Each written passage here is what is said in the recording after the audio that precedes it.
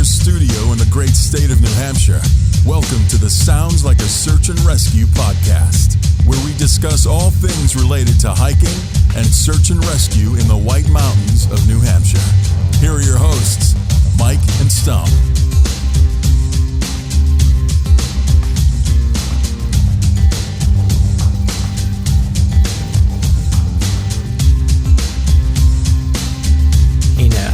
So episode 77, unbelievable.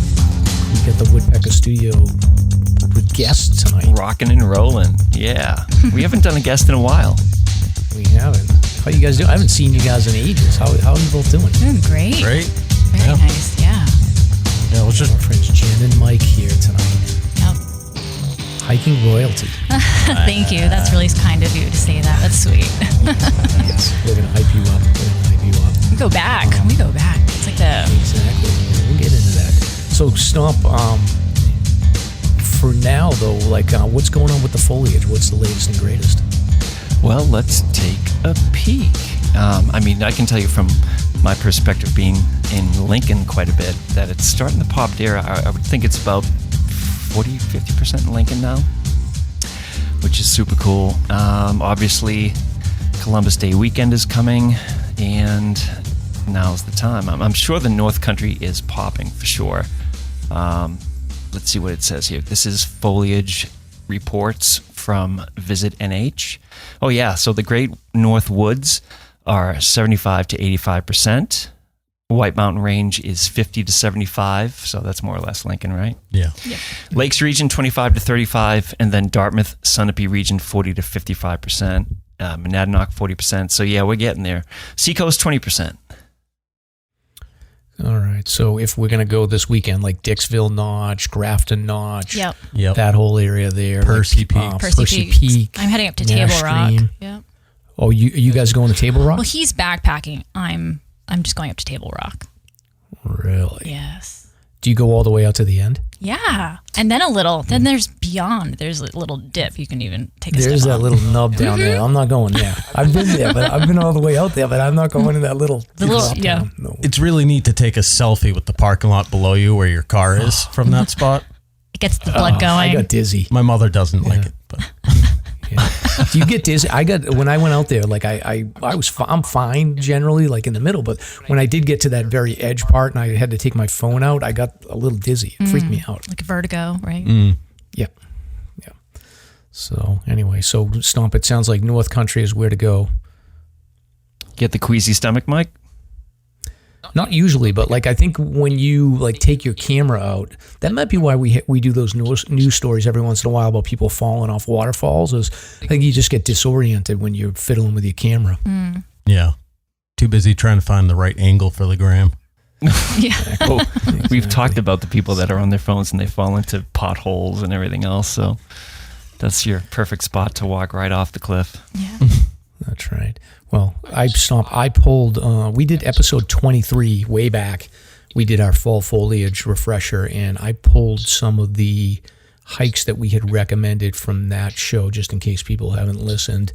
So I wanted to go through this, and Jen and Mike, definitely chime in on your opinions about these, and if you have any other ideas. But these were the easy hikes that me and Stomp had decided were good recommendations for fall, which we had Pine Mountain, so you can sort of overlook Madison and in that area. Then we had Mount Martha and Owl's Head. Mm-hmm. Yep. That's awesome. Then I had Green Mountain in Effingham and Burnt Meadow, which is that's not peak yet, but those are easy mountains. And then Stomp had Mount Pemmy and Artist Bluff.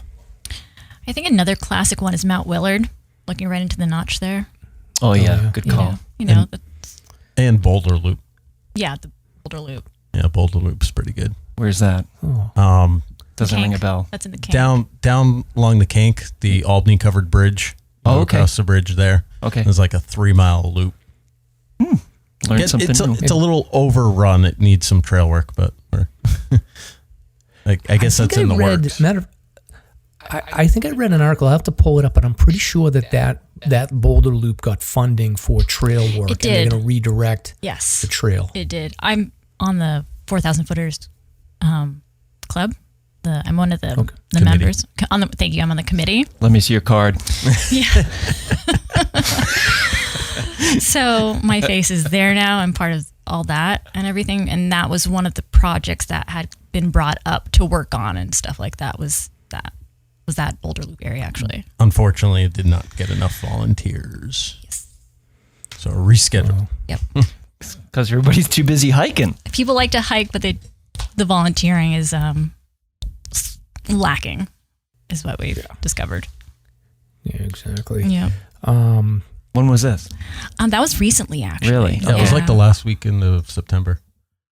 Yeah. Or next to last. So is this like a new trend, or has been the case? I think it's been the case. Yeah. Is what they've noticed over the years is that when you bring up these trail days and stuff to volunteer, and everything like that, there's just a lack of response. Yeah. And so we're always trying to figure out better ways to get that out and get people more, again, they want to hike, but it's also nice to give back to the trails too. Yeah. And everything. So that's what all they were trying to promote. Mm-hmm. Do you have like a mailing list of people that you send out? They did some advertising on Facebook and Instagram and stuff like that.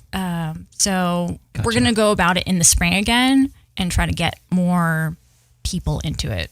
Yeah.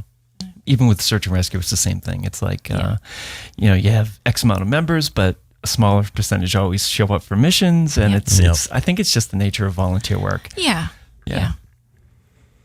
Yeah, it's hard. I feel like I should be volunteering and doing something, but between work, the kids, this show, and then wanting to get out to hike once a weekend, it's just hard to find the time. But absolutely, I got to get back. So we're gonna circle back to the volunteer day and stuff like that in the spring, and to get more people again just out there, but the Boulder Loop was one, and then there's other trails and stuff, but we're gonna put that together when the time is happening. Okay. Stay in touch. Let me know the next time I can help. But but Boulder Loop, and then I think the other one, Stomp, you had talked about Bald Mountain off of the Western Kinsman's. Yeah, that's a nice one. That's it. Yeah. What is that, Route 116, I believe? Yeah. I think it's 116 heading north to Franconia. That's a nice, short one, a couple miles up, and very reminiscent of, say, the overlook on Welch Dickey, that first overlook. Yeah, so there's a lot going on. I think it's going to be busy over the next couple of weekends for sure. And Stomp, we also had just put out some reminders. It gets dark early, so bring your headlamps. Mm-hmm. It gets cold when the sun drops, so extra clothes. And then the leaves are slippery, so watch your footing. Yep. All right, so that's what we got for fall foliage update here. And then Stomp, you had something about Sappho House Haunted. Yeah, Steve Sappho was a local fella out in Benton. They do a yearly haunted house, and Benton from Woodstock is not too far. I can't actually open the link at the moment, but it's a great time. It's at their home, and it's well known around the region, and it's nice to have a campfire and this and that and a haunted maze. So it's really a nice time. So if you're looking for something to do this weekend, which would be, the 8th and 9th, more or less, so check it out. It's the Sappho Haunted Orchard, I believe it's called. Yeah, and it's free. It sounds like they've got werewolves in there as well, and they said bring your flashlight and sturdy shoes and walk these dark woods, as there'll be no one to guide you. And if you make it through, you can get some refreshments by the campfire. So that's pretty cool. Oh, it's really nice. Yeah, it's really cool. Werewolves. You're like Mrs. Stomp. Mrs. Stomp just scared the death out of us. Yeah. We're all in the studio, And I'm setting up the mics for the session here tonight, and all of a sudden she comes storming through the door without warning or notice, and it did. I jumped. It was a jump scare. Mike and Jen were coming? Oh, yeah. Oh, yeah. She just wanted to come down and say hi, so... I had actually just, I brought it up on my phone, but hauntings in the White Mountains. I was searching for places recently to talk about, like, your haunting thing, about areas in the White Mountains that are supposedly haunted. And I had been reading through the list recently, but there's some really interesting places on here. Let's see, it says Jeremiah Willie that roams the White Mountains, like by Mount Willard. People have heard children running around through there before at night. The dungeon at Lake of the Clouds also is supposedly haunted. But if you I've heard that one. Yeah, Lake of the Clouds hut. Let's see, Mizpah Spring Hut is apparently got some heebie-jeebies going on there too. Heebie-jeebies. Scientific terms. Yes. But yeah, I stumbled upon that the other day though. Like, but it's so old out here. Yeah. With like the mine. I've definitely heard that story about the Willies before. Yeah. That one is pretty well known. But every once in a while, you know what I feel like is there's like a presence is Passaconaway. Yes. Whenever I hike Passaconaway, that. and I've said that to people before, and they're always like, "Yeah, there's something off about that. Something about that summit. It's like satanic ritual circle." I've done that. So I've done that at night in my first round, and I did it at night with a girlfriend, and I swear we were being followed the whole time. I was like, I couldn't have gotten off that area quicker, honestly. And I say it every time. Dicey's Mill has history too. Does it? That trail. Oh yeah, absolutely. Also Cabot too. Cabot's haunted for sure. Yeah. That's creepy. But there's something about the energy on Passaconaway that just freaks me out. I totally agree. Yeah. All right. So I'm getting scared now. Moving on. Stop. Now you had a Nalgene disaster? Yeah. Do you know my 2-liter Nalgene bottle that I've had for like 40 years, and it's donned. There's a wool sock over it with duct tape wrapped all around it. Do you remember that? Yeah, I've seen that. It finally broke, and my heart is broken. I'm never gonna be able to replace that beauty. Should have a moment of silence. Yes. It was literally an old wool sock covering the bottle and then duct tape. It's like perfect though. It worked in the summer. It worked in the winter. Yeah, I might market it. You still have the sock and the duct tape though. No, it was no. I wouldn't know what to do with those components after these many years. You can't just put another bottle in it? No. It's pretty raunchy after all So the sentimental value. sentiment. With a sock and duct tape. Socks and duct tape. Somebody donate to Stomp one of those like outdoor research like. Sounds like a Jeffrey Dahmer podcast. We're gonna get you a winter. What are those called? Insulation sleeve or something? That's fancy though. That's fancy. Yeah, it's too fancy. I'm sure EMS could hook them up. It's too rich for our blood. That's true. Stomp's aesthetic is more like a homeless sock a homeless guy. Just say it, Mike. A homeless guy. I say MacGyver, but we can go with homeless too. It's homeless Guyver. Homeless Resourceful. MacGyver. Resourceful. Code word so for next, cheap. Oh boy, have you heard about the disaster over the weekend on Manaslu, the 14K footer? Yeah. First of all, there was the skier that perished that we talked about last week, and then there was a massive avalanche that wiped out one of the base camps. Crazy stuff going on there. But this segues into this story here, Mike. Why do people, when they're experiencing an avalanche, have to take their phone out and film it? There's a video that we should post that's easy to find of an avalanche within 2 to 3 feet of, I don't know, they look like they're climbing. They had the helmets on, the whole thing. Avalanche is literally coming down on top of them, and somebody's just filming it instead of holding on with that hand onto the nearest ledge to protect themselves. What are we going to do? I don't know. I like watching drama, but I don't like being involved in it. So maybe they think that like, okay, I want to capture this drama, but they don't realize that they're just about to be involved in it. Yes, apparently not. I think it's the culture we're in, though, these days. I think the idea over spectacle kind of takes over that survival instinct that would normally occur.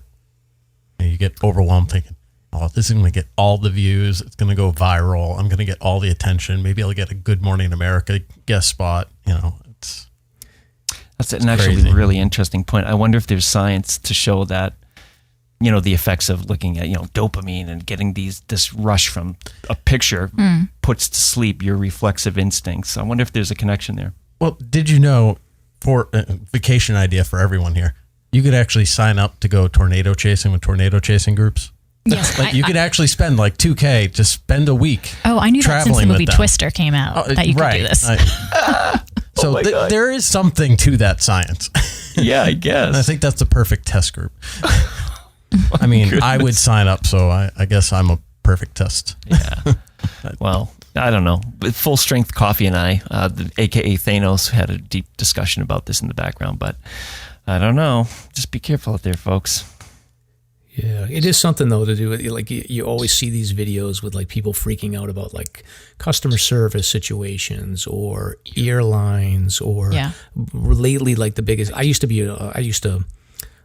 was a ref for like high school wrestling back in, when my kids were younger. It was a good sort of side job, and every once in a while we'd have an issue with a parent or a coach or something like that. But it seems like now that everybody's walking around with a camera in their pocket, like more and more, it does seem like there's a certain subset of people that, instead of stepping in and helping out when, there is somebody getting yelled at from a customer service perspective or an official or, a lot of these airline workers too, like people don't step in, they just like record. Like I remember seeing, like, there was a video of a girl that, I think she was working at Dunkin' Donuts and somebody threw something at her, and she was a young girl, and everyone was just recording. They weren't doing anything. It's just, I don't know what that says about our society.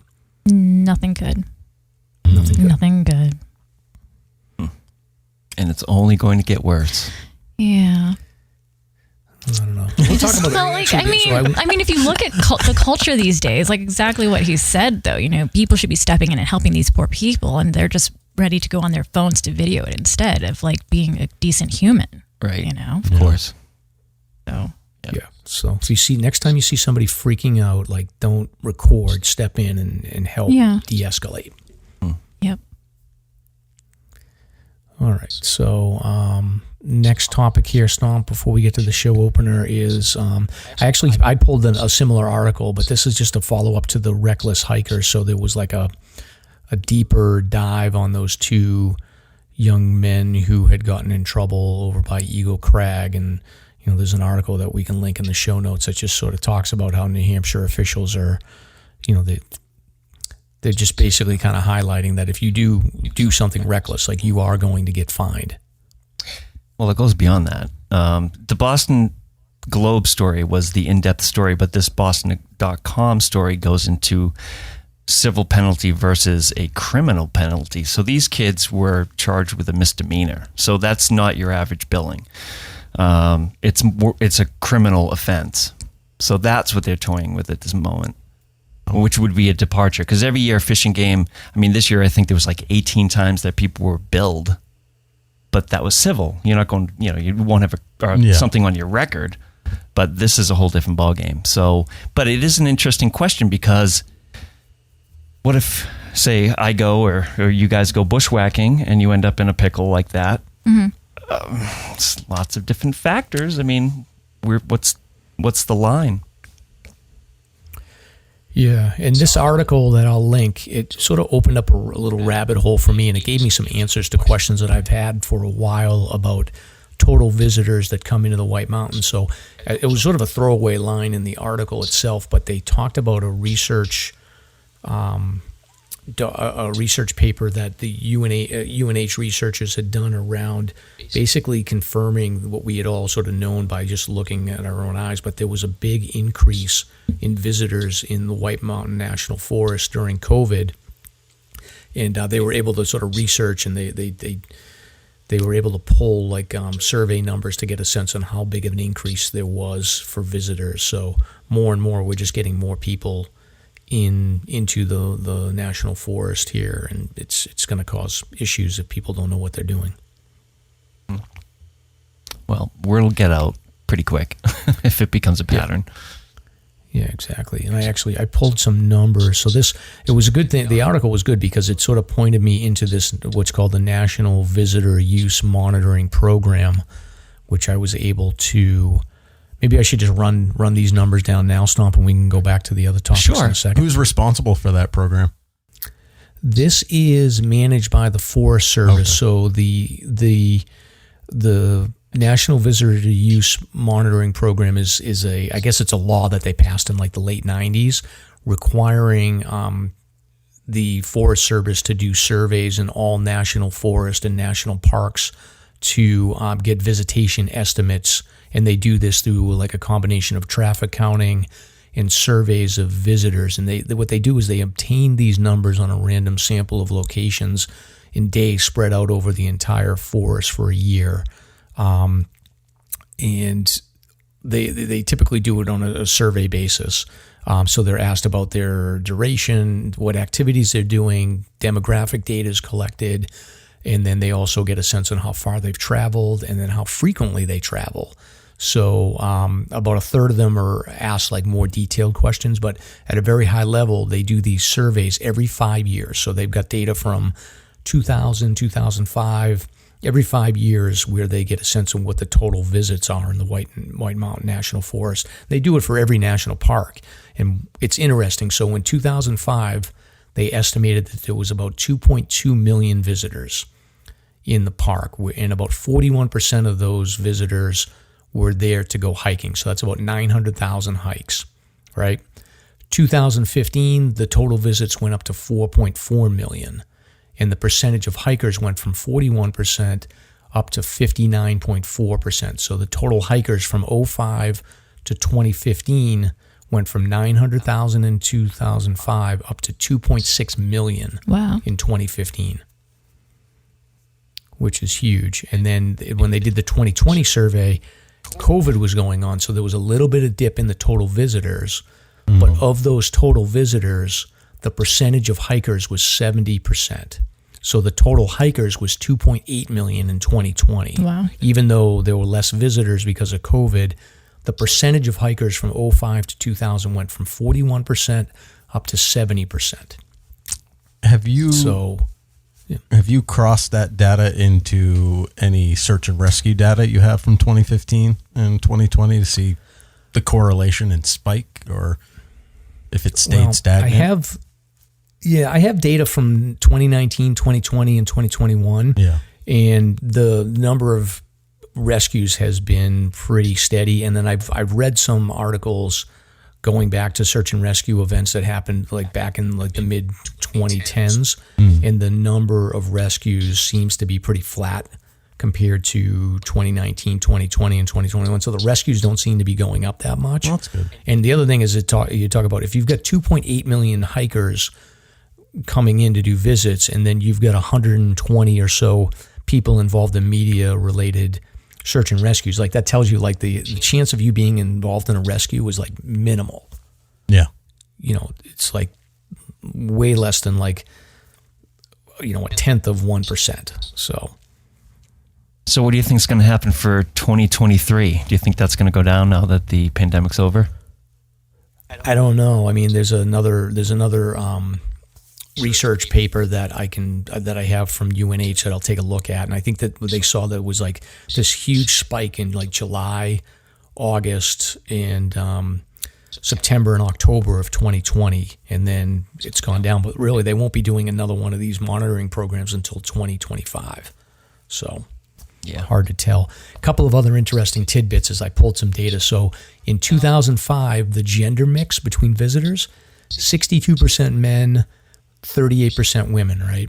Yep. Now in 2020, 54% men, 55% men, 45% women, right? How do they capture that data? Well, what they do is they take a sample. So they'll take a sample over a set amount of time. Just extrapolate They it. probably survey like, it's the same thing as like election polling. So they take a survey and they'll take it like maybe 2,000-3,000 people over the course of the year. And then they extrapolate that out using math. Gotcha. Math. Math still works. Math still Very works. complicated math. Principles of addition. It's the universal language. Not my The other thing language. that's interesting. Oh, hell no. They take ethnicity of the surveys as well. So in 2005, 2% minority, right? In 2020, up to 4%. So not a huge number. There's a lot of white people going in the White Mountains, but there has been, an increase in ethnic minority representation in the whites, going from 2% to 4% of the visitors, which is That's good. It's a decent increase. Yeah. And then the other interesting little tidbit here is they take income as well. So in 2005, I basically took out like anyone that makes $75,000 or above. So 42% of the visitors were $75,000 or above in their, decent salary, or decent household earning income. And then in 2020, 59% of the visitors had a household income of $100,000 or more. So I adjusted for inflation. So it's typically the visitors tend to be on the higher household income side as well, which I thought was interesting. That is interesting. Because sometimes you hear about lower income trying to get them out and trying to get into the woods, you know what I mean? And we've seen signs in like Boston and stuff, and trying to get everybody out up here. And so income makes things more accessible, And even some of those group ones that you see like on Instagram, one of them I can think of off the top of my head is Bridget. They seem to advertise exclusively in college campuses and locales where that income's already going to be up there, but what is someone doing, say, in Chelsea or Everett or, somewhere where the incomes are a bit lower? Yeah, food for thought. Like I think a lot of those colleges that are in the city, they'll have outdoor adventure clubs and stuff like that where they'll ship them up. And then just in general, anybody that's not local that's going to be coming up here and hiking, typically they're going to have the luxury of having a bit more sort of free time and the ability to make it up here. So typically that's going to mean somebody that has money to drive a reliable car, and they've got that extra free time on their hands, are typically going to be able to, afford the gear and everything to get up here. Well, I do wonder too, Mike, you mentioned, the numbers have been kind of stagnant, which speaks to, not that it's less dangerous than maybe it's painted out to be up here, but it makes me wonder if you paint a picture where you need all this gear, all those people in the lower income are already dismissing the idea of going. And if you can limit what gear you might need or may need, maybe that opens up more opportunities, for those people. Could be. I mean, the other thing to think about when it comes to rescue numbers is that if we really are, if the numbers have been pretty flat as far as rescues go from 2015 to 2020, the amount of hikers that are out there has increased, which means that it's like less percentage of people needing a rescue. But it's been, between 2015 and 2020, the numbers haven't changed that significantly. So it'll be interesting to see what the next survey shows up with 2025. But, it is interesting, and this is called the National Visitor Use Monitoring Program. So you can look at any national park or national forest to get these numbers. Good tidbit. Very good. So I'll link that in the show notes. Now let's talk about pop culture. Ooh, pop culture. Pop culture.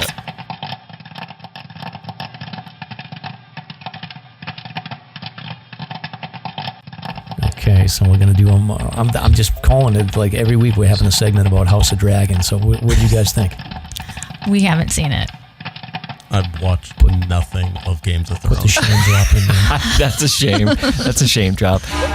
Again, it was amazing when that young boy took control of that dragon, and then all three dragons had to go back home with them. That was brilliant. But I spent half of the episode wondering whose kids were whose. It was crazy. Really enjoyable though. And on a side note, Walking Dead started this weekend, so that's been interesting. The final season, quote unquote, final. Andor started 2 weeks ago. That I have been keeping up with. Oh, see, I would love to see that, but I do not have New episode Disney tonight. See, we would love to see the House of Dragons. We don't have that app. It's like you have to have like certain apps. Like we have every app except, you know what I mean? We have to have watch parties. I know, exactly. Wait, so what is Andor? I'm missing that one. Andor is the story behind this rebel soldier in Star Wars that appeared in Rogue One. They decided to do his backstory, how he got involved in the rebellion. It's on Disney Plus. So it has no canon characters, you're not going to see Darth Vader, you're not going to see Yoda show up, you're not going to see mention of Skywalker anywhere, or really even the Jedis. But so it's got all its own organic characters. It's pretty good so far. Well, the last adventure panned, right? The new one with Obi-Wan. Wasn't that sort of panned? Yeah, the Obi-Wan was a little. Yeah. I don't know. The first few episodes were good. What do critics know, though, right? Exactly. But back to Game of Thrones, actually. Mike. What's your take on Game? So the House of Dragons. So this episode was great. I mean, like I've read these books and like listened to them on audiobook, and I've envisioned like everything in my mind for so many years now, and to see it come to the screen is so great. But I love I may have lost an eye, but I gained a dragon. Like Amos was just like perfect. Like that kid played that character like exactly like I envisioned it in my head. So amazing. Good stuff. And then, the thing that I thought is interesting is that they're really setting up the show right now to make it into the good people versus the bad people. Like Alicent is showing, like they're basically positioning the Greens to be the bad guys and then the blacks to be the good guys, which is not the way the book is. And I don't think that that's the way the show is going to end up. But right now, that seems to be the way that they're positioning it. So I don't know. I've always been Team Black, but now I kind of feel like Alicent is not like that evil. Like that scene with her with the knife and stuff like that didn't come off in the book the same way it's come off in the show. But I like it. It's been fun. Yeah, it's good stuff. Have you seen that movie Nope? Nope. But I want to. It's really good. Yeah, it's her favorite word. Nope. Oh, it's a great movie. It's I can't even say anything about it. I just have to say go see it because spoiler alert. No, you can. Yeah, I just can't say anything about it really. It's brilliant though. And Mike, if you need another like rom-com show, to watch with the girls, Jen's turned me on to the Mindy Project. We're a few years behind, obviously, but it's pretty good. Oh, is that the girl from The Office? Yeah, I've been binge watching that one. Check that out. There's like 6 seasons. I'm really good at binge watching stuff. So if I can't binge it, I'm not. Yeah, she got me on the couch for like 4 hours the other day with it. I should get like a gold medal in like binge watching shows. So if you're listening, like it's very critical. Like you do need to find a show that you and your spouse can agree on so that you can just spend some couch time just chilling out. Like even if you don't love it, like just suck it up and get into it as best you can. Longmire is another one we would recommend. We're really into like those country shows, those westerns and stuff. We'll like really like to. Yeah, we're going to talk about that in a minute. But It is interesting. So nope is your favorite word? Because I don't know is my wife's favorite phrase. I say the word really a lot. Like, really? Really? And then there's a lot of like eyeball doing too. Like, yeah, you can't see the look she's giving me. Yeah, I'm like, I know really? it by heart. Yeah. That's not, you hear the word and you're like, oh, I'm in trouble. This is not going to go well. Or no, like, I live for it though. Yeah, he eggs me on a lot. I play with fire. He does. He plays with fire a lot, and yep. Good luck. I try not to play with fire. But stop. Speaking of fire, are you're going to be doing fire and brimstone with this Dungeons and Dragons stuff? What's going on? Yes. I don't know if listeners remember, but at the 100K download celebration at Rek-lis, we sort of premiered the preview for a new podcast that is an RPG Dungeons and Dragons podcast. Welcome to Fantasy Pants, an actual play RPG podcast. With a few of the folks up in Bethlehem, Steve and Dave and Jeremy. They're up to like 3 episodes that have been published. So we were chatting one night and it was actually my idea because I want to sort of put myself in that awkward, awful situation of having to role play and like do voices and all that craziness. And I thought it'd be fun, just like get out of the comfort zone. So I'll be making an appearance on a few of their shows coming up soon. So people could check it out. It's Fantasy Pants. Welcome to Fantasy Pants. That's the name of the podcast. And I found it up on Podbean. You can find it elsewhere. I think it's up on Spotify as well. So keep a lookout. But it's fun. I listened to the episodes today. I'm like, oh my God, what am I getting myself into?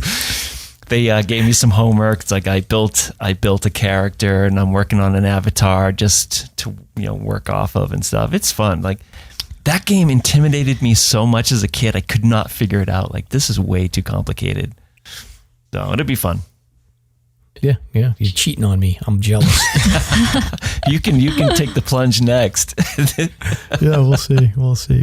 But that's good. So Fantasy Pants, if you're looking for a new podcast, check it out. Welcome to Fantasy Pants. And then we are going wicked long on this. Oh, speaking of Wicked, I got called out multiple times on. I thought we were going for long. Remember how I was thinking that too. Like, please don't go for long.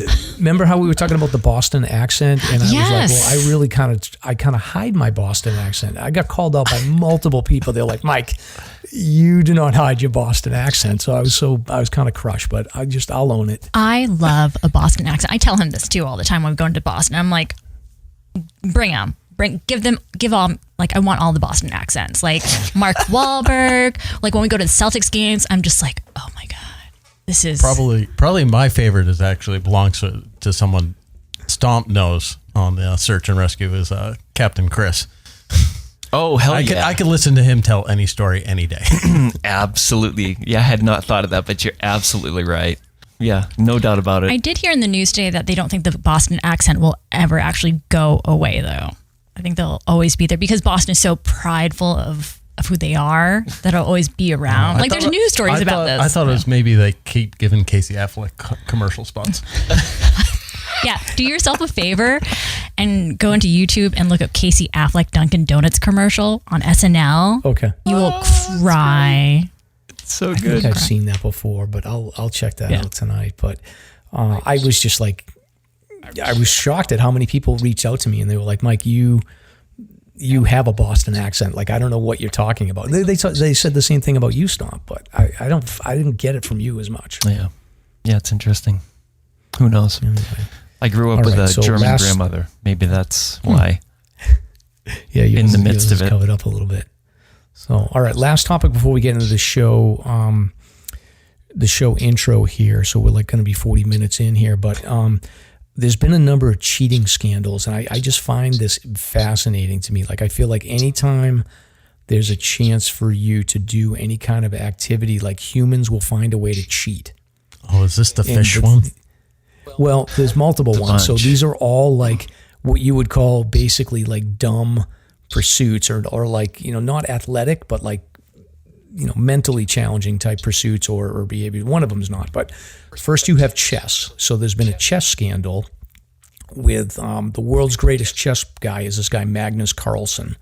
And these guys are both from the U.S., although neither of them sounds like they are. But Magnus Carlsen is he's been like the basically Michael Jordan of chess for like 7 or 8 years now. He played this young 19-year-old kid named Hans Niemann, and it was they call it over the board, so it's face to face. And Hans beat Magnus, which was like a huge upset.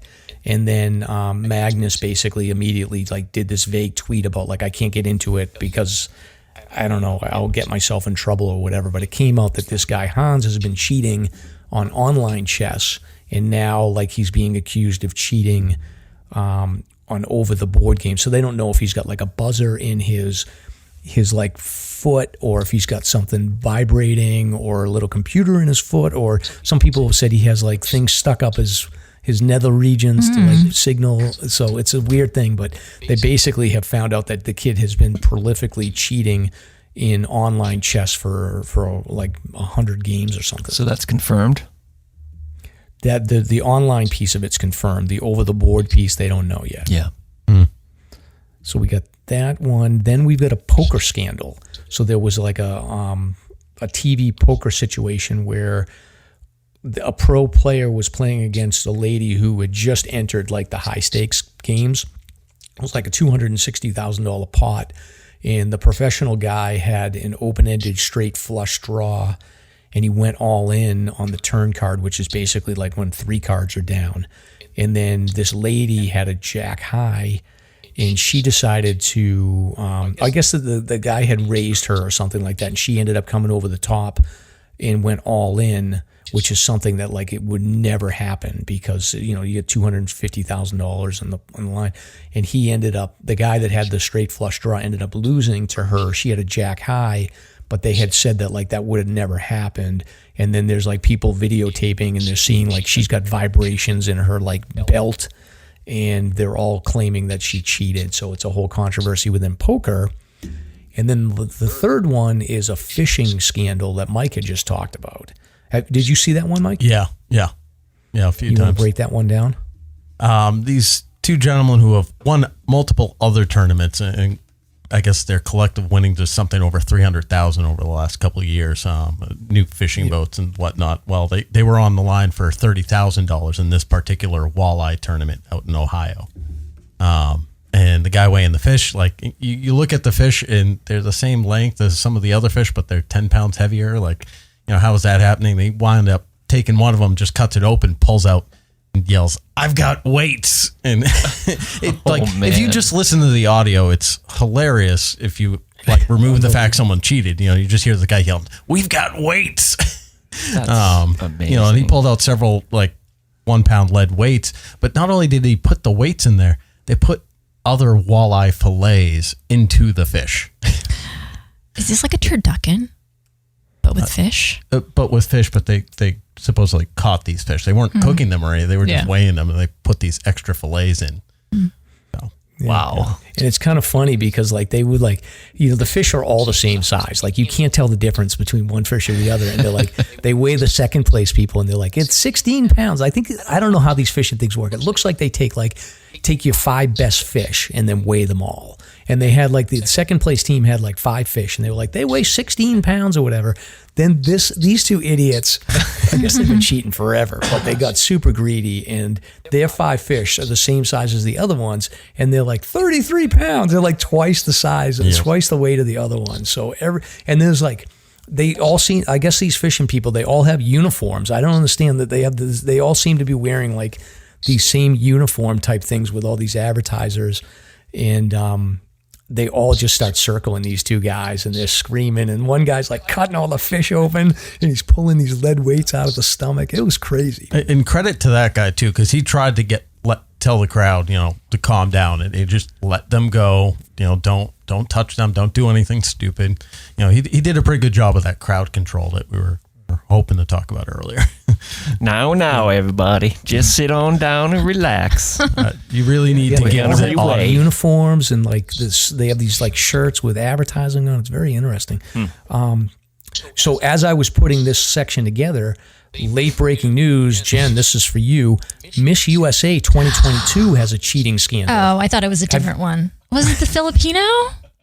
I was so excited. She cheated. Oh, she cheated.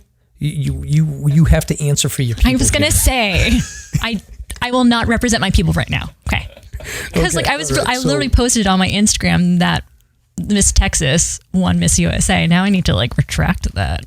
Oh, you do. You need to. Oops. So you're gonna have to retract. So here's what happened. Breaking news. Breaking and I get news. this from, you know, I got the TikTok thing going on with the kids. Yeah. So we all let each other know. I'm so sad. So here's what happened is apparently Miss USA, I don't know, we're going to get canceled by the hiking community. Tom's already like, what are you doing? Like, this is interesting. Shame. So Miss USA is apparently owned by this one lady. You know how like Vince McMahon owns the WWE? Like this one lady owns the Miss USA contest. And apparently she has 2 businesses. She runs the pageant, and then she also has this school which teaches people how to be Miss USA. So you go to her school and it'll teach you how to be a pageant lady. So the girl from Miss Texas who won in 2022, this happened over the weekend, she was one of the only people that attended the owner of Miss USA school, right? So there's 2 businesses. So when she was announced the winner, typically these things, like apparently what ends up happening is like the winner wins and then all the 50 girls come and they hug her and they congratulate her and everything. Yeah. No. When she got announced, everybody just walked off the stage. And everyone's like, that's kind of weird. So what ended up happening is everybody was kind of rumbling, saying that like this was in the, you know, the owner of the Miss USA pageant was way too friendly with Miss Texas, and that everyone was like, she's definitely going to win. She's getting all the attention. One of the sponsors was like posting only pictures of her throughout the week. And then what ended up happening is that after she was announced, everyone was kind of like, we don't have any proof of this, but it seems like she was like the favorite to win it.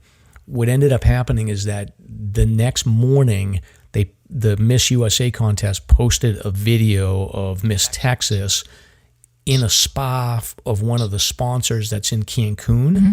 And they had taken all of the girls down to this spa like a few weeks ago, or maybe like 6 or 8 weeks ago to do promotional videos. But Miss Texas and Miss Colorado were not there because their pageants hadn't been finalized. So they were the only two that were not there. So all the girls basically put together that after Miss Texas won her state tournament or competition, they took her to this place in Cancun by herself to film promotional videos so they would have it ready for when the next day after she had won the contest. So they already knew that she was going to win it. And then they also found out that they took her in the middle of the night before the end of the contest, to do like promotional videos on the roof of the hotel when all the other girls were required to stay in their rooms after 10 p.m. Wow. So they're all freaking out about it. Well, breaking news right there for you. Yep. So Miss Texas is canceled. Did you notice the level of depth and detail that Mike provided to us on this scandal? I was doing this. You know what, Mike? He did it for me. Reminds me of that Seinfeld episode where Kramer has to train the pageant contestant. Yeah. Oh, I remember that one. That one was good. Yeah. Oh my God. Yeah. Is that what you do in your part-time, Mike? No. Is that why you don't hike as much anymore?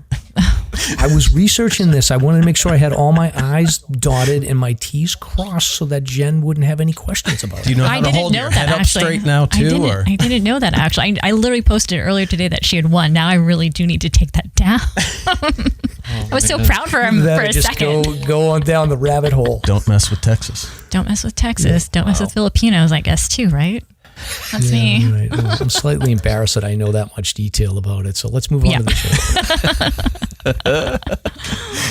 All right. So welcome to episode 77 of the Sounds Like a Search and Rescue podcast.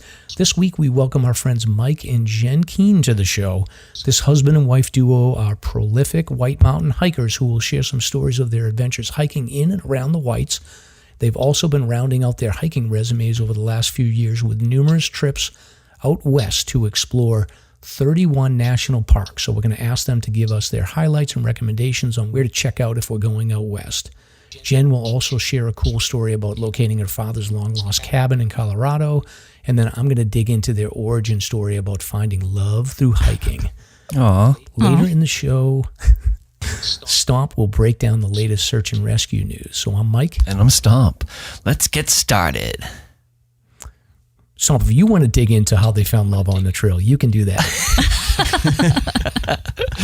Love on the Trail, the new reality show brought to you by SLASR. This week, Mike and Jen. Well, it's a good thing you got that good gender mix now. I would not watch this reality show, by the way. Yeah. Exactly. So this would be the part of the show where we normally do beer talk, but I'm doing Sober October. I don't know about you. Stomp. I sure am. I've felt fantastic. I love it.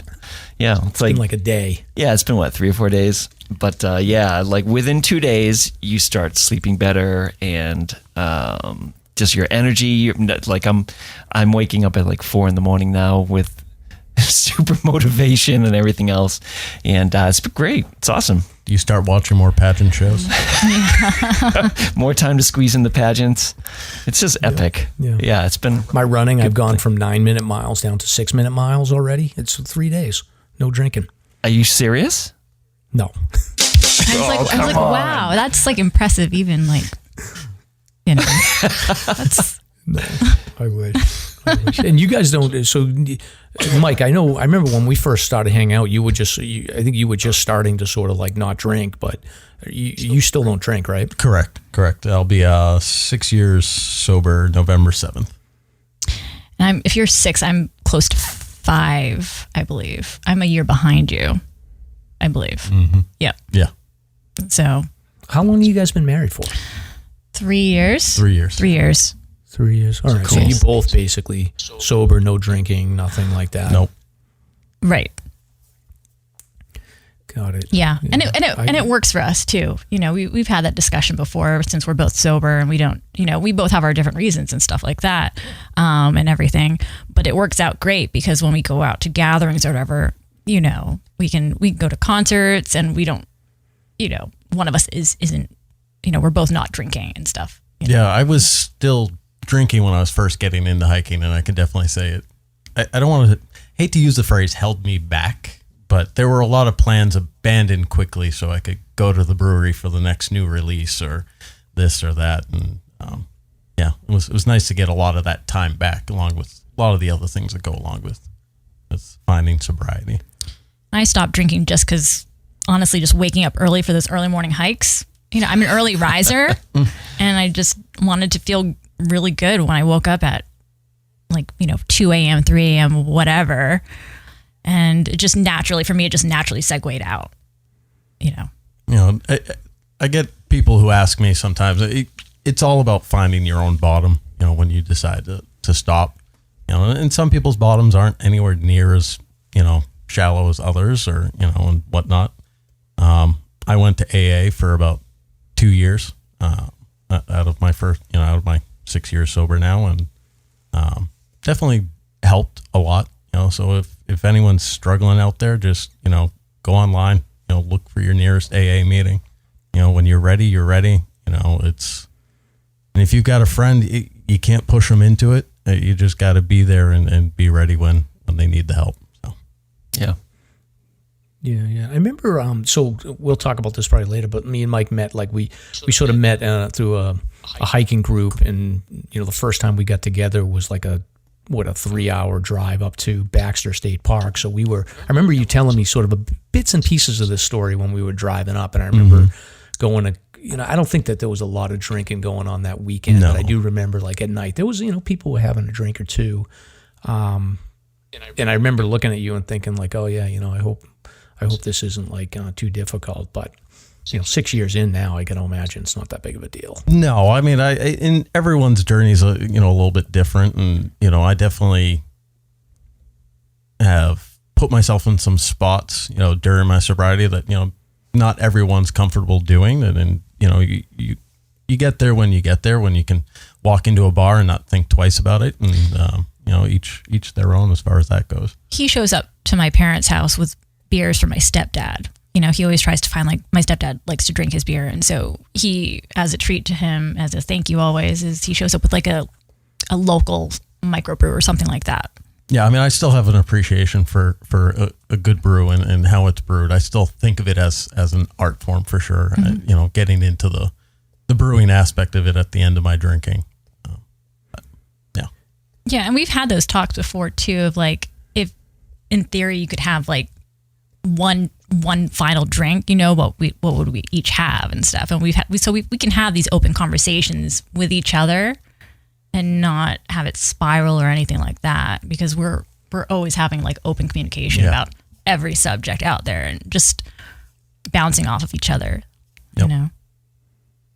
So Yeah, and I'll probably will go back to my, like, I'm sort of down to like one beer a week, like during the show, and every once in a while I'll have a beer like at a cookout or something like that. But it's definitely, like, I come from a family that's had a lot of drinkers, and I don't want to ever go down that path. So I respect the ability to stay completely sober. It's not easy. No, it is not. my mom likes a margarita. Man, She still offers me a drink. still offers him drinks when we go. She knows we don't drink, like, Mom. and she's like, "Who wants a margarita?" She's just being cordial. I know. See, my story is I'm on the forever quest for moderation. There you go. I'm still, when I find it, I'll let you know. But I actually was acquainted with a Catholic apologist down in north of Boston, Tom Howard, and his famous quote was, "But it's our Lord's specialty," referring to when Jesus turned the water into wine. It was just genius. I'll never forget that line. So for me, it's about moderation. But, I totally understand the angle where somebody can hit the point where they're heading low and they cannot stop. And that's a tough place to be. But some people have a few branches left on the tree on the way down. Some people hit every branch there. I think I hit just about every branch there. Yeah. It's awesome. Yeah. All right. Well, moving on to recent hike stomps. So I have nothing to share at this point. I am going to go out. I think I'm going to do Carrigan on Saturday. I'm going to do the big loop. I'm going to go down to Carrigan Notch and come back up Desolation and down Signal. Wow. Okay. Make sure you take a picture of the chute while you're passing by. I will. I'm going to check it out. But yeah, I think it's like 13 or 14 miles. Yeah. So I'm going to get rolling early. Wow. Okay. That's great. I got out to Peaked Hill Pond just the other day, and that's a really nice little hike in Thornton area. So the foliage is kicking in there, and there's a really neat point in this little hike where there's an ancient ash. It has to be about 10-foot diameter. I mean, it's pretty stunning. Wow. It looks as though it's healthy and it's still vibrant. It's definitely an ancient ash, though, bigger than the big pines up in Waterville, if you've seen those. So, very cool spot. Nice. I wonder if the oldest tree in New Hampshire is known. Yeah, it's a good question. I mean, I'm sure that there are spots in the Whites that haven't seen foot traffic at all, but so much of it was logged back in the day. I mean, who knows? I feel like I've heard that there's some king pines that are like still marked even from like when they would with the king's like emblem or whatever that are still out in these woods somewhere like deep in. I've heard of that before and stuff. But I never even thought about that until I saw that picture. Isn't there a place on the Conway side with another batch of old growth? I'm pretty certain there is. I forget the name of it, but Ed Bailey was telling me about that many years ago. I think it's on that side of the state, but yeah. Anyway, there are patches here and there. Interesting. I might have to do some research. What about you guys? Any of the recent hikes you've done? Anything cool you want to share? We did the Percy Peaks Saturday. Yes. Can attest the foliage was looking pretty good, so it's definitely going to be at its peak this weekend. Those are really nice. Those are nice and out of the way, out of people. Yeah, we didn't see anyone until we were coming down. And, we still had we probably had like 2 miles left. They were the only other ones we saw. It's great. Nice and quiet. Do south first so you can spend more time on north. You haven't been out there. Love me some North Country. Awesome. Did you guys go out like the back way and do the little road walk to the end? Yeah, we did that. Yep. Yep. So awesome. That was nice. It was just pretty to do that little road walk after. Yeah, if you want an easier approach, I suggest doing the road walk first and going up that back way. It's much more So mellow. you'd go like clockwise then versus counter. There we go. She's got the easier way to explain it. Yeah, I love Nash Stream. I didn't even mind the road walk at the end. I did it at the end, and I had like a little baby deer like walking on the road in front of me, and so it was awesome. Mm-hmm. It's a pretty area up there. It's very pretty. Yeah, we usually like going up to the more northern section of the Whites this time of we year. can avoid the crowd. Yes. Yeah, good Grafton strategy. Notch would be a good area to go, like Old Spec or any of those areas. Would be nice to hit this weekend too. Yeah, I'm actually. That's where he's going. Yeah, I'm headed up to a stretch of the Mahoozics with BK Noonan over the weekend. So nice, quiet backpacking. Awesome. That is a great area there. So, but that's it for recent hike stomp. You want to share any notable listeners? You want to wait till next week? Just a couple. Yeah, we have Full Strength Coffee tackled Kearsarge North for Sunrise. Jakester D2, who we met at the celebration, did Clam Rock, camped at Clam Rock, basically up Great Gulf and down Nelson Crag. I don't know where that is. I have an inkling, but I'm not 100% sure. Clam Rock? Yes, Clam Rock. So you were talking about I think Mike was talking about a spot in the Great Gulf camping wise. If you continue about a mile or two past that along the Peabody River, it's on the left side of the river as you head into the Gulf. It's a nice spot. Okay, awesome. So it's below tree line. Yeah. Yep. Gotcha. Okay. One with the speed did North and South Baldface and Eagle Crag. Congrats, everybody. So, any particular one that you like out of that batch, Mike? I'm always going to go with the bald faces, my favorite. Bald faces. Oh, Shandy will be happy. Yes. Nice work, Shandy. Yeah, I'm going to wear my collared shirt this weekend when I go hiking. Ah, there you go. And we have, let's see, do you want to do some donations here? Speaking of Shandy, she donated 14 coffees, like holy moly. And that's for Mike's shirts and Stomp's security detail. Yeah. These are so funny to read on Instagram, by the way, that when people do the coffees in this is hilarious. It's funny, right? Yeah. It's so silly. And then we have some sponsors briefly. Spinner's Pizza. People are still cruising in there and supporting local business. Thank you so much. It's Andover, Massachusetts. It's off Dascom Road, off 93. So #1 pizza in that region. Andover, Mass. Yes. Andover. And EMS, your Northeast go-to for outdoor gear, guidance, education, and more since 1967.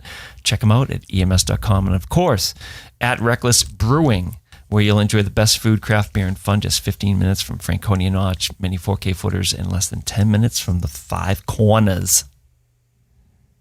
There you go, the Five Corners. Yeah, I screwed up. I didn't let you do the sponsors before the show intro. Do you think I should give my Dungeons and Dragons character a Boston accent? Yes. Yes. I'm for this. I will listen if you do the Boston accent. Stomp character. He's a troll from Boston. Welcome to Fantasy Pants. Oh, wicked pissa. This is a wicked pissa game. Just listen to some Mayor Menino, clips. That'll do it for you. And have a rolling wally. He was great. Oh my God.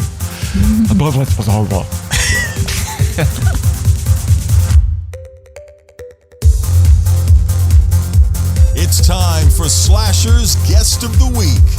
Very cool. Very cool. Very, very, very, very, very, very, very cool.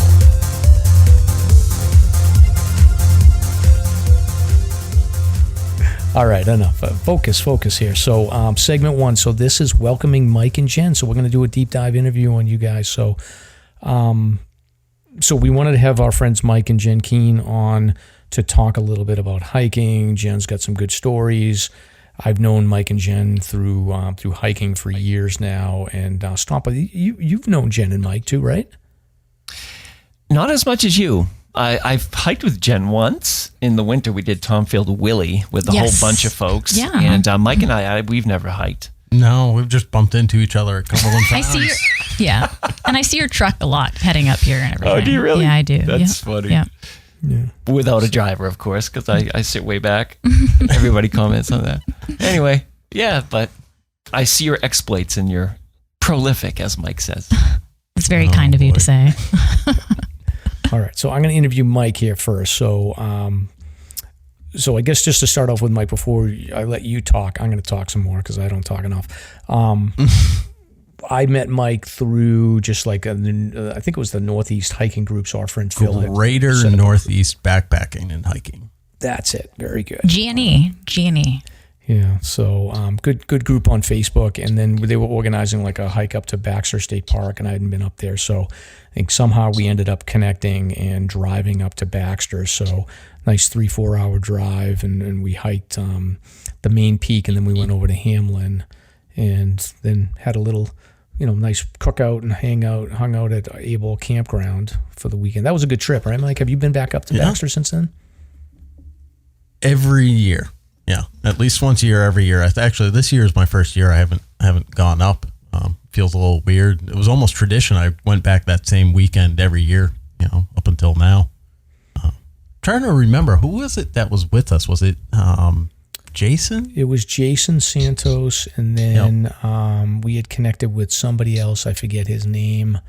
And then he had dropped off, but we went up A-Ball, and then it was kind of a crappy day to start off with, but when we came back over from Hamlin, remember it opened up, and it was just an amazing fall day, perfect weather. Yeah, it was gorgeous. It was Randy. That was the other gentleman's name. Randy right. Hill. That's right. Hello, Randy. He does a lot of overland stuff. I follow him on Instagram still. Yeah, I don't know what you call, like, he's got like a truck where he can basically like survive with off the grid. It's interesting. Yeah. But no, that was a great trip. It was really a great intro to that park. It's become kind of a special place, and I hope they keep it that way. But we'll see. We'll see what the future holds. yeah, exactly. So anyway, and then we bumped into each other hiking a bunch of times through the years as well. But why don't you, I guess, Mike, introduce yourself a little bit, talk about your background in the outdoors and how you got into hiking, and then we'll talk a little bit about your background, and then we'll switch over to Jen for her to introduce herself. Sure.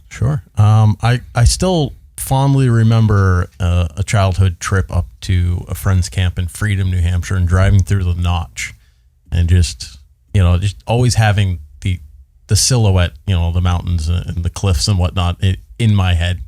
But I honestly didn't start hiking until, I tried hiking. This sounds silly now, but I tried hiking in Monadnock as part of a hiking club I ran in college, and we got like partway up and we turned around and I didn't hike again for another like 6 years.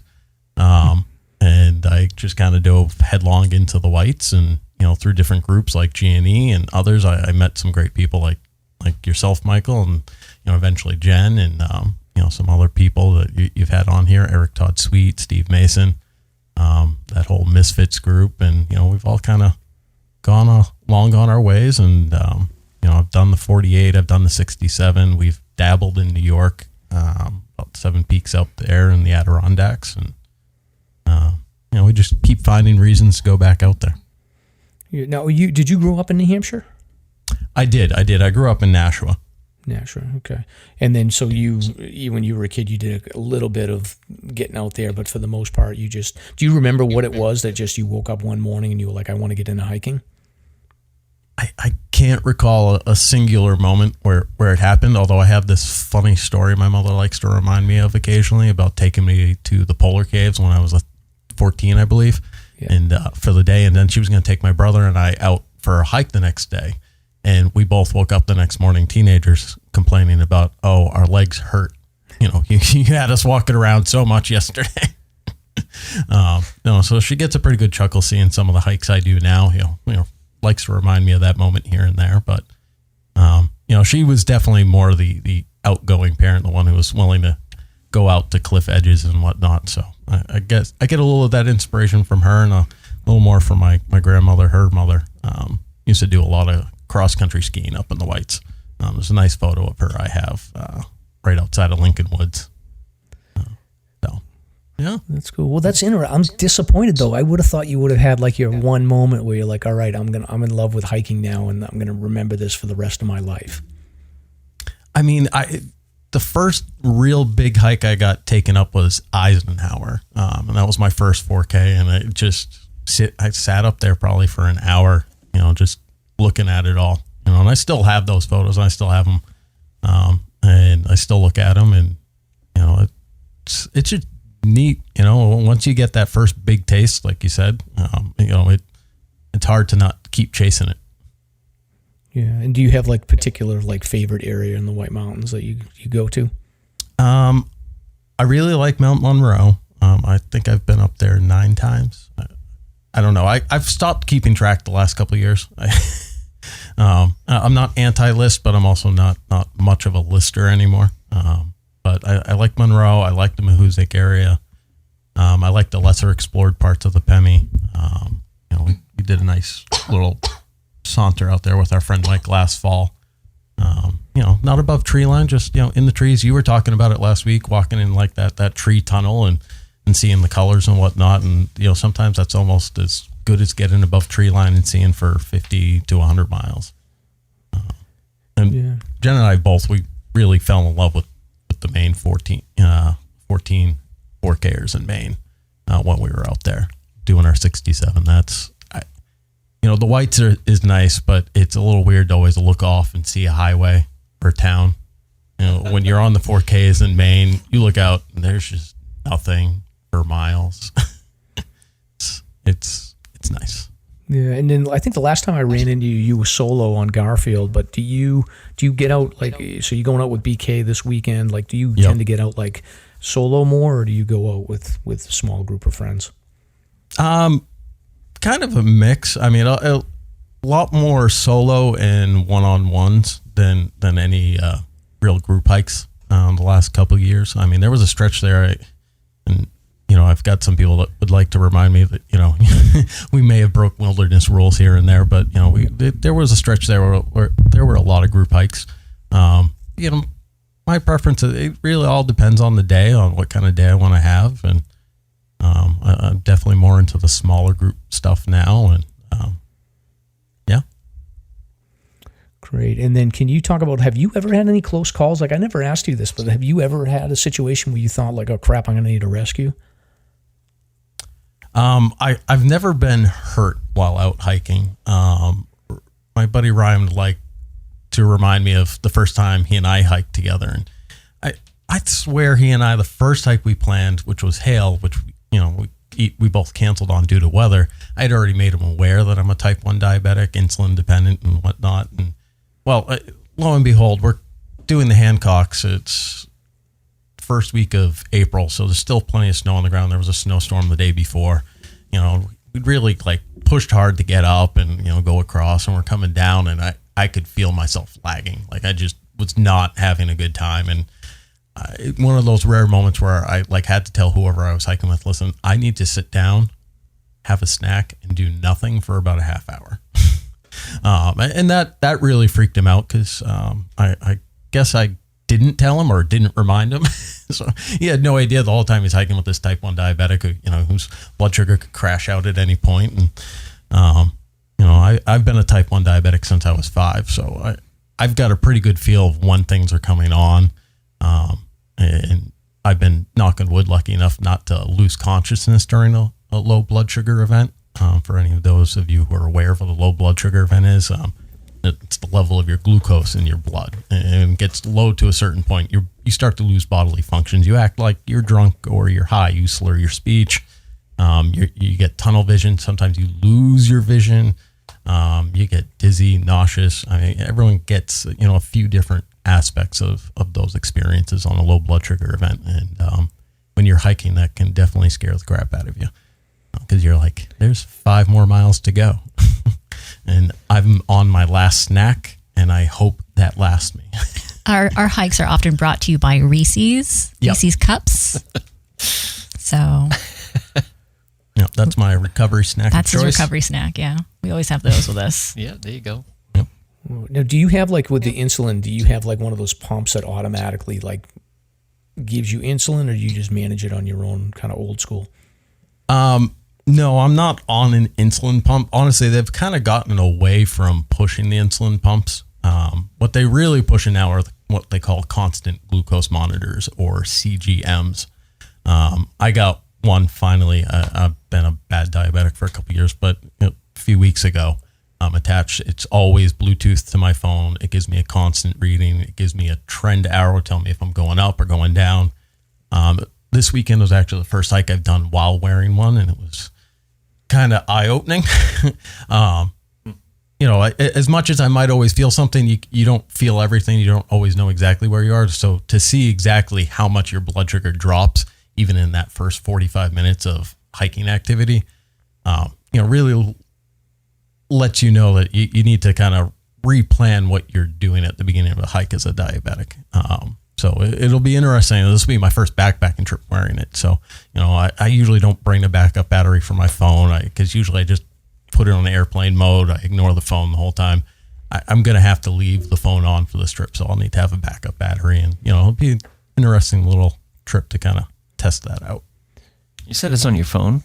Like an app? Yeah, it's an app on my phone, and it's... Oh, I see. Yeah. You guys can't see, but it's this little device on the side of my stomach. Interesting. Yeah. And do you have to replace it every now and then? Every 10 days. Gotcha. Yeah.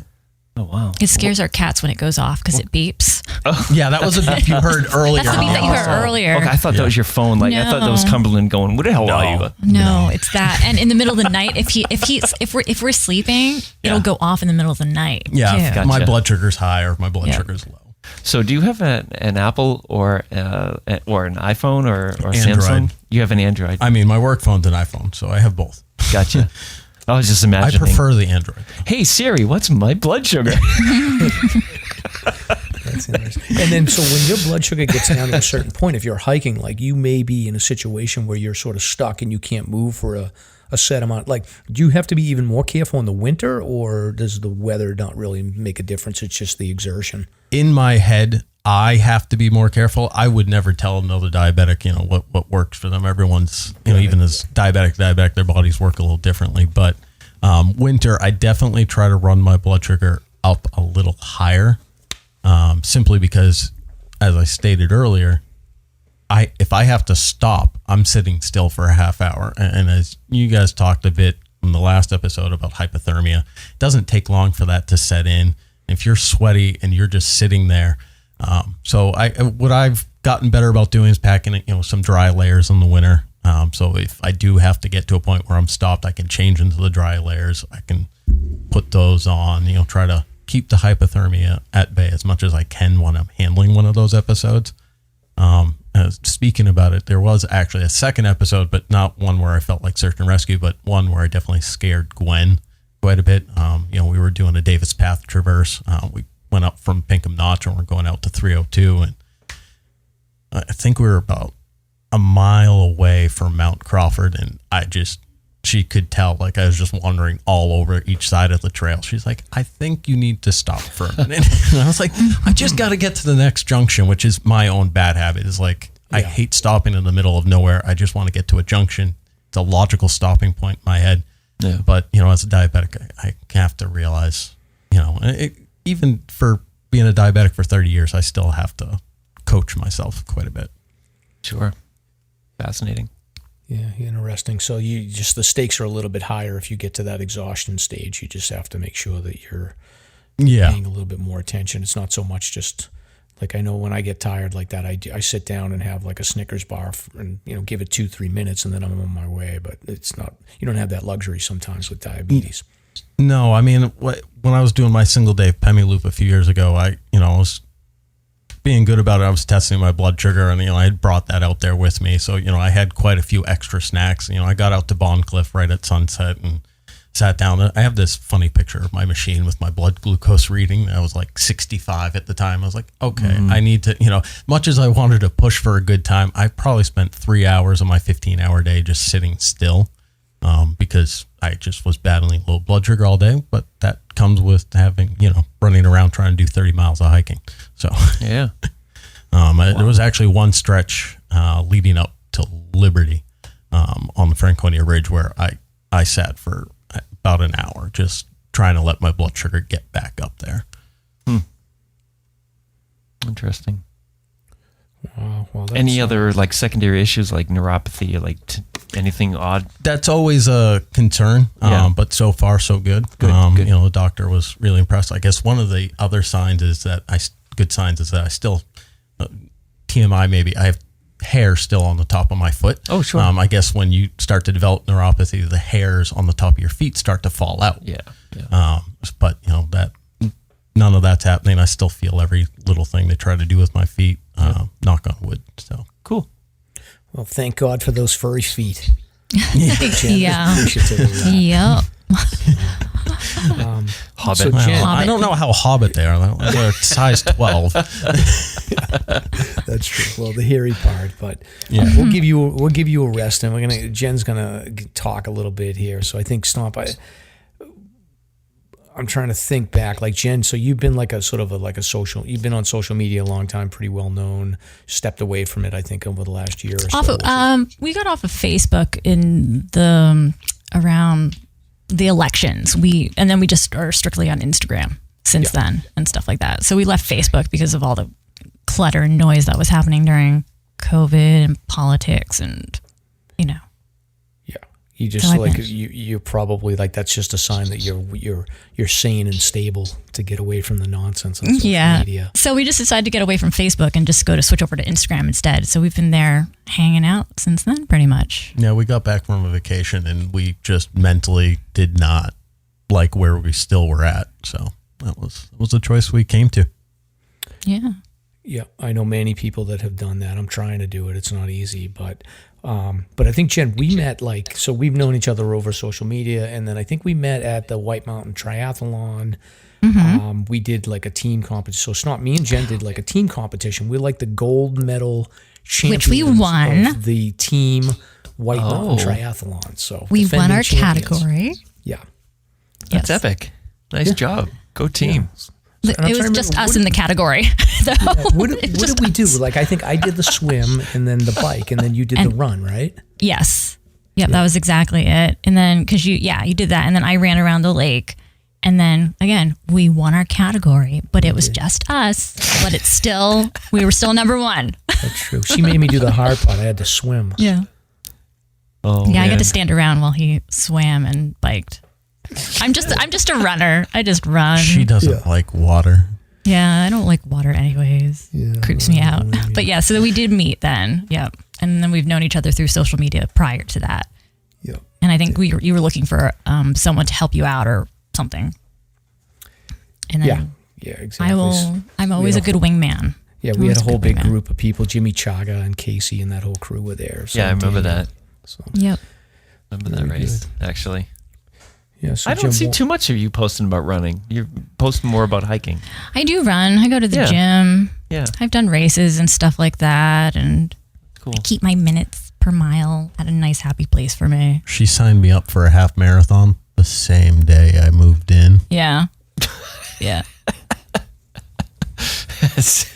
That's true love. Welcome to the family. Yep. You're going to be doing the 5K on Thanksgiving every year. Welcome home, honey. Here's a half marathon. Love you. No, so I do like to run, and I just run for myself. And then I've done races and half marathons throughout the years and everything like that, but just to keep the pep in the step, you know? Yeah. Awesome. Well, why don't can you give a little bit of background on your I guess your history in the outdoors and how you got into hiking and talk a little bit about your origin story. So my origin story starts actually to my parents, because I was born and raised in Littleton, New Hampshire. So I always said to Mike when he married me, I'm like, I'm as North Country as they get, because our roots on my dad's side go back to the area to like the 1800s. And so I grew up in the Whites, like I said.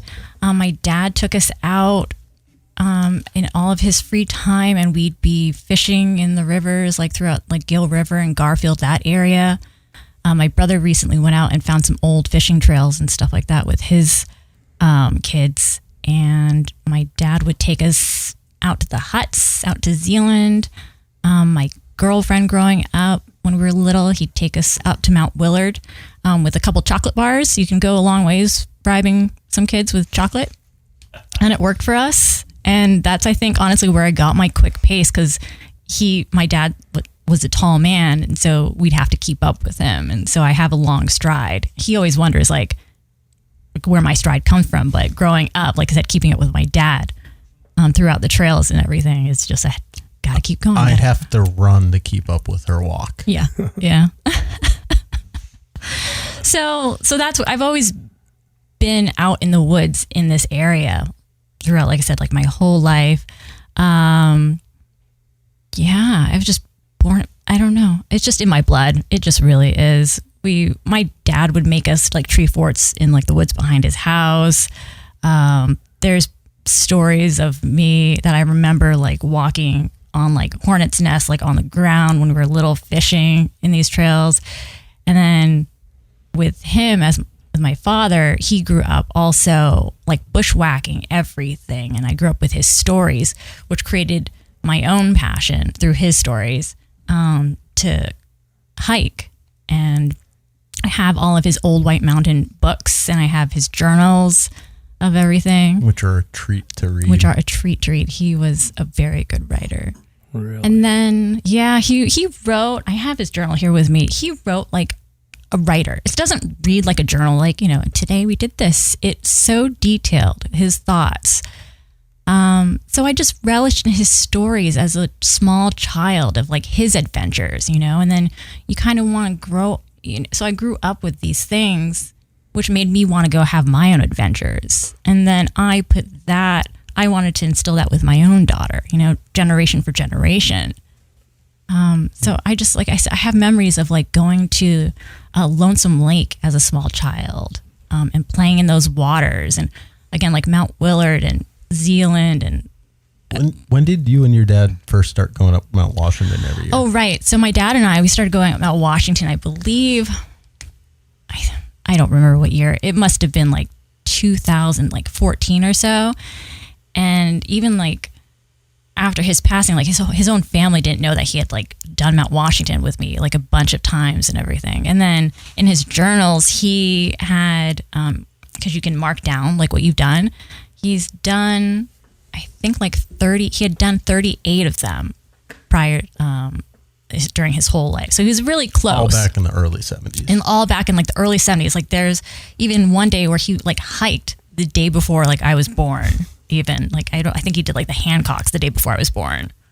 But that's really where like my own personal passion like started, was just the stories and the photos up on like our walls growing up, and the history that we have up here. So it's just always been like ingrained in me to love and respect this area. Yeah. Did you step away from it and then get back into hiking at some point? Yeah. So when I moved away in like my early 20s, I moved away in my early 20s, and then I came back, and then after I got divorced and after like a breakup and everything after that, that's when I got really into the 48. I was hiking with a girlfriend, and she told me about this list, because growing up here, just like, oh, it's right there. You know what I mean? Like you don't think anything of it. And then we talked about this list, and so we hiked, I think something Liberty. And then from there, that's kind of when like she was talking about how far along she was with her 48 list. And I was like, well, that seems pretty easy to me. So I was like, well, I'm just going to try to catch up. And then me catching up to her number just started that fire of like, oh, so my first round of the 48 was during a summer season, single season in the summertime of 2016, I believe. Yeah, she created a monster. Who was this friend? I forgot her name, but yeah, she's just like, do you want to tag along for some peaks over the weekend? And I was like, wow, I've done like 4 of them over the course of just like the weekend. I was like, okay, I can do this. And then it just, that for me was that moment of like, like all out. That's what I did. Like after work, in the mornings, just in between life is what I did, was that for that summer. Just, one day I did like the Hancocks, and I ran over to like Moose, because I was like, I just gotta get it done. And then afterwards, after that round, I really decided to take the time and just enjoy them afterwards. Like Mike said, like, over the past few years, we haven't really been counting anything, and just, if I want to, I've gotten her to stop on summits. Mike. Yeah, that's been a big thing. Like actually enjoying like summits, you know what I mean? Yeah. Well, so when you started taking Bella, though, like you must have had to slow down a little bit too when it came to like, although maybe not with her. I don't know. I get my impression that she's got a little spunk in her too. She's got a pep in her step. Yeah. So Bella finished her 48 when she was, she wanted to finish it by the time before she turned 12. So she finished it when she was 11. And that just started with, again, like I was going out playing around on the 48. So then she would come out with me, and then, she just enjoyed getting out, and she still likes getting out. Yeah, the Percys were actually her request. I asked her a couple of weekends ago, what do you want to do the next weekend? She's like, outside. I'm like, okay, yeah, easy enough. So she finished on West Bond, and I was just so proud of her, and everybody was really proud of her for doing that. And my dad was, and the rest of our family, to accomplish such a thing at such a young age. But yeah, that became like her, like our thing, just her and I for over the course of like so many years, working on the 48. I was just and I'm so proud of her. I still am, was then, will always be. And she talks about it now, like to her teachers. Like her teacher was recently saying like, oh, like I'm gonna hike. I forgot what they said, but she's like, oh, I've done that. She can say that at her age, and I've encouraged her, like, it's something I just always want her to know. It's something to be proud of. Yeah, she'll always have, whenever they have to like tell us a fun fact about yourself, she'll always have that. Yeah. and the memories we have. Like she's met so many people in this community. And she's very lucky to meet all of the friendly faces, and they're so encouraging. And yeah, it was a great journey with her. That's for sure. Yeah. And she still gets out. So she went with you guys to Percy Peak. So she's not burnt out or anything like that. From No, she's not burnt out. And we've poked at the 67 list with her. And you know, she's turned 13. So we haven't gotten out as much with her just because of life and traveling, and you know, we're building that balance you spoke of. Yeah, so that's the thing. So we've always talked about like trying to have like a good balance, you know, instead of like every weekend like pounding like the dirt, like hiking. It's, you know, we'll hike but we'll also like go into the city or just go to visit my parents, or you know what I mean, just creating that really nice family balance of the outdoors, but also a life outside of hiking, you know.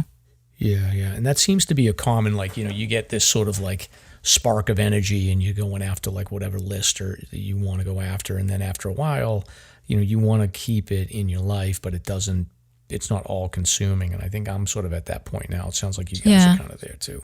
Yeah. That's where we are. And then we've expanded by our travels too. So, you know, like the Whites will always be here for us, and we love and respect them. Again, like my family's still up in the Littleton, Lancaster area, so it's always going to be there, and we go back to it plenty.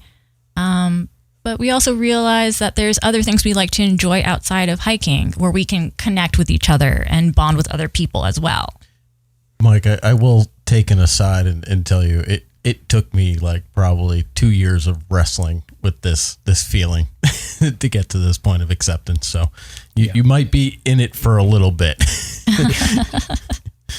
Yeah, I get it for sure. But and I guess like just going to the, you know, with New Hampshire, Jen, so you've been here all your life, and at a certain point I have to imagine that, like, you know, you want to start exploring other areas. So you guys, and maybe Mike, you I can't remember. I remember seeing when you guys started going out west, and I feel like maybe your first trip might have been like, did you go out to Arizona and the Grand Canyon and that area? Was that your first trip out west together? Our first trip was our honeymoon to Utah, actually. Okay. Was our honeymoon. Yep. And then that's where it... Well, we had that week in Maine when we got engaged. But out west, it was Utah and Arizona. They call it the Grand Loop. You know, you hit the 5 national parks in Utah. The Mighty Five. The Mighty Five. Yep. And we just added the Grand Canyon into it, and like over the next 3 or 4 trips, we just seemed to keep adding to that loop until it became this giant circle that involved Death Valley and Great Basin and Sedona. Yeah, it's a lot of miles on a lot of rental cars. Yeah. And then when you, what is your land? Do you go into Las Vegas or where to Salt Lake City, or where do you start from? So when we were going to Utah and Nevada, that area, we'd fly into Vegas. Yeah. Vegas was always a great spot. Yeah, even when we did some of the California national parks, we just flew into Vegas. It's just cheaper. The rental cars are cheaper. Yeah, it's a little more driving, but for the value, it just works out better than trying to fly to San Fran or LA. And then that's kind of from there is where we got the national park hiking bug. Was through Utah. It was a gateway into seeing things in our free time, you know, because we're here on the weekends, but in our vacation time, we decided to use that time to travel. Got it. And then who does the research? Who does more of the like planning and comes up with the ideas on where to go? I like to call it like my 3-headed monster. It's physical maps. It's some sort of best day hikes guidebook and all trails. And using those 3, I usually, you know, basically I sift through. Like, yeah, you could pull out a few gems, but you're going to pull out some duds, you know, when you first sift through that mess on the bottom of the river. So using those 3 to kind of sift through that, I find kind of what legitimately are going to be some strong hikes, because you're going out there, and oftentimes on our trips, you know, they're larger road trips. So, you know, some of the spots we're there for maybe 6 hours, sometimes a full day. So we really want to make sure whatever I'm choosing is going to be worth our time and effort. And of course, you know, I also got to use, you know, Google Maps to make sure the drive time also makes sense. Yeah. And then from there, we bounce ideas back with each other. Also, there's always options. So half the trip is planned, and then we always leave room for the adventure part of it, for just like that wiggle room of, the spur of the moment. You know, we don't feel like doing that hike. Instead, let's go do this. Right. And then Googling what's in the area is always fun. And so. And recreation.gov is another app I use, at least for finding our end and beginning points, where we're going to camp. And one thing I will say about using that app is, just because it shows it being the nearest campsite doesn't always mean drive time. It's the nearest campsite. I've pulled some up that it's 10 miles away from this park entrance, but because this road is closed, it's a 3-hour loop to get there. And luckily I've discovered that before hitting reserve. But the nice thing is too, if we changed one of our camp spots on the first camping night of our trip this summer, with Bella and Ryan, and I went on the app, I canceled the one, and I booked about another 3 hours away. There's a nice spontaneity on the trips, even though it's so planned, but there's still plenty of leave some room. We always leave room. Got it. And then with lodging, are you typically just like tenting when you at campsites, or do you also use hotel rooms, or what's the deal there? It's 50-50. Yeah, I've gotten to more of a 50-50, especially if we're doing longer drives like we did on this summer's trip. There were some like 8-9 hour drive days that just sleeping in a tent's not going to cut it, especially if you want to hike the next day. So I do take that into account, with my planning. And our trip next summer, we actually booked a whole Airbnb for the whole time. It's going to be the first time we've gone to Montana and not camped. It's going to be weird, but I'm going to like the aspect of being in one spot every night. Got it. Well, you've been to 31 national parks in the last few years. Like, you're not going to be able to run down every single one of them, but can you guys give maybe like 3 or 4 of your highlights that you'd recommend people go check out? I'm bringing up my list. National park list. Glacier National Park is definitely our favorite. Yeah. Glacier's like our current favorite. I like the South Rim of the Grand Canyon. Mm-hmm. I like that. I like going down into there. Yeah, anyone planning a trip for the Grand Canyon, be aware there is a North Rim and there is a South Rim, and they are many hours apart. They are very far apart. And they are very unique. Yes, they're very different. Yeah, the North Rim is more wooded. It's a higher elevation. It's not as much of a plateau aspect. The South Rim, you get that like Arizona vibe, definitely. Yeah, you get more of the traditional, what you see in the movies and everything. Yeah, and Jen, do you recommend like just going down Bright Angel, or do you? Bright Angel, that's what we do. Yeah, we love Bright Angel. We've gone down Bright Angel down to the river. Mm-hmm. We went down to Plateau Point with Bella, like just on a whim. Like, we showed Bella like, yeah, this is one of the ones it recommends, and she's like, yeah, sure. And that's a good one too, because when you go there, there's during the normal season, there's water points along the way down that trail for where you can get water. So it's every mile and a half. So every mile and a half. So it's like, quote unquote, family friendly, and it's safe enough where you're not, you know what I mean? Where you can get down. Start early. But like, it gives it where anybody of any level can go down however far they want to however comfortable they are. That's why I like it too, Yeah. That's neat. Yeah. I like that one. Olympic National Park. It's really should be like 3 separate national parks. Because you've got your alpine highlands, you've got your rainforest, and you've got your coastline. And those of us who really have seen exclusively New England coastline out there isn't anything like what you see out here. You look left and right all day long. You're not going to see a boat. You're not going to see a fishing charter or some tour bus, or it's expansive and mind blowing. I think you've got the classics also in Utah, like Zion, Bryce, Capitol Reef, Canyonlands, Arches, like the Mighty Five. Like all those 5 are great, like national parks. I mean, Zion's as classic, I feel like, as they get when you think of Utah, because you've got the Narrows. It was our first place that we went to. Bryce, we took Bella down into Bryce Canyon like via horseback, so she could get nice and in there, and that was a really cool way to see all the different formations and everything. You got to get used to the horses being along the edge of the trail, because that's where they're comfortable. They don't realize you're not. And then Yosemite's great.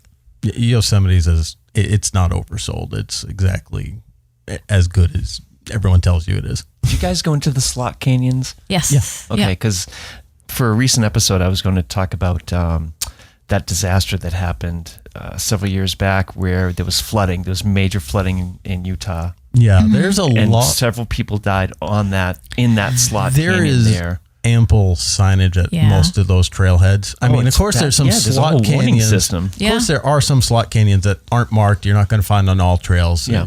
But those going towards those are usually people who know those risks. Sure. But ones like Coyote Gulch, Yeah, that was cool. and whatnot. There's ample warning. Yeah, you know what's interesting? In my research, I found out that they consider sculptured rocks over here in Groton or Hebron to be more of like a mini canyon or a slot canyon. Oh, wow. Isn't that neat? Yeah. So if anybody's interested, check it out. That's a big place, dude, like 270 acres or something. It's massive. Wow. Yeah, it's beautiful. Look it up.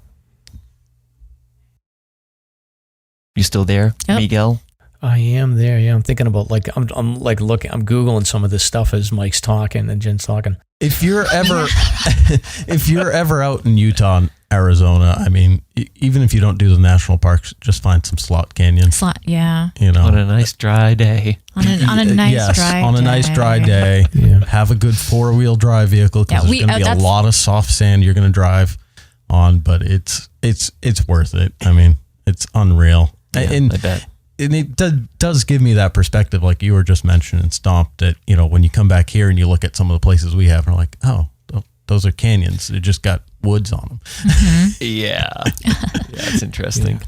That is the one regret I have. So we did like the Sedona, Flagstaff, Grand Canyon, Glen Canyon Dam, Lake Powell type of trip, but we only had like a day. So we were like, all right, do we do that Slot Canyon tour or do we go over to Glen Canyon Dam and do the swimming in Lake Powell? And we decided to do the dam tour and the swimming. And we were like, maybe we'll have time to do that slot, but we just ran out of time because we were at the Grand Canyon earlier in the day. But I want to go back and do that for sure. Yeah, Antelope Canyon is worth the money. When you first click on it, it's going to give you a heart attack, but it absolutely is worth the money. Do both if you can too, if you have the chance to do both, because they're very different. And we like. And there is something to the times of day they're telling you to try to book. There is something to the daylight and where the sun's hitting for each one. Sure, Yeah. I bet. Yeah. Interesting. Yeah, it's cool. All right. So then we got Glacier, Olympia, Yosemite, and then the sort of classics in Utah. The classics. As well. Yep. Yeah. Big Bend in Texas. Big Bend. Oh yeah, Big Bend in Texas. We did a little school vacation for Bella this year in February. Usually for a couple of years there, we were going to AMC huts for a night, just kind of get her outdoors in the middle of the winter, something different, something that isn't a mountain. But the prices are crazy. So we looked at a school vacation and I really didn't have high expectations, but Big Bend was gorgeous. And I really want to get us back out there for a rafting trip. It's a beautiful place. It is. Yeah. We spent time at a hot spring literally from, I don't know, like 12 feet away from like the Mexican border, like with just the river right on the Rio Grande. And it's at where a hot spring building used to stand. So you're just sitting in like the foundation of it. And if you get there first thing in the morning, you have it all to yourself before anybody else gets there. And we spent a good like hour there before other people like started roaming in, and it was a beautiful experience. And there are wild horses there, which we were caught off guard driving in. Also, we did see running wild across horses in front of us. Yeah. Wow. And then now I had my notes here, so we want to do a deep dive on. You recently spent time in Montana doing whitewater rafting and road tripping around that area, and then you've been to Field of Dreams. So, can you talk about that trip? That was your summer trip that you did with your daughter? Yeah, so we did that one with our daughter and also our friend Ryan. And so we flew into Chicago, and then we just decided to road trip out to Montana and hit the national parks there and back. And so we stopped at Field of Dreams on the way back, which I highly recommend if you're a Kevin Costner fan like I am, or just a sports fan. It's so classic because they let you walk on the field. They let you just have like roam free on the set. $250, you can have the field for an hour in the morning with you and your team. So we did Field of Dreams. Yeah. By the way. So, yeah, and then we did Teddy Roosevelt. We did the Badlands on that one. Badlands. Yep. Wind Cave. Wind Caves. And then we took them out to Glacier. We met our friend Anthony out there on his way home from his road trip. And yeah, so we spent some time in Glacier with Bella and Ryan. Badlands is another really good one. I wish we had more time there. Kind of looking back on it, it's probably the one part of the trip I would replan a little bit. And we got caught in a lightning storm camping one night. We were camping, and Bella and I had to use the facilities at like 10 o'clock at night. And this was a campground I booked last minute. Yeah, and all of a sudden, like, she and I are like taking photos of like this like lightning storm coming in. We're like, oh, this is so pretty. And, we're taking our time. Like, and then it's all in my head. And then something's like, and then all of a sudden we get to the tent, and then this the sheriff comes, and he's like, you guys got to get like undercover, because my phone was going off with like the alarms. And so I wake him up, and I'm like, we got to get in the car. And so we woke him up, we woke Ryan up, and then sure enough, we huddled in our Jeep while this like lightning storm just like... I mean, the car is rocking. It's like rocking, and she's getting nervous, and, it was that... It made for a long night in the car.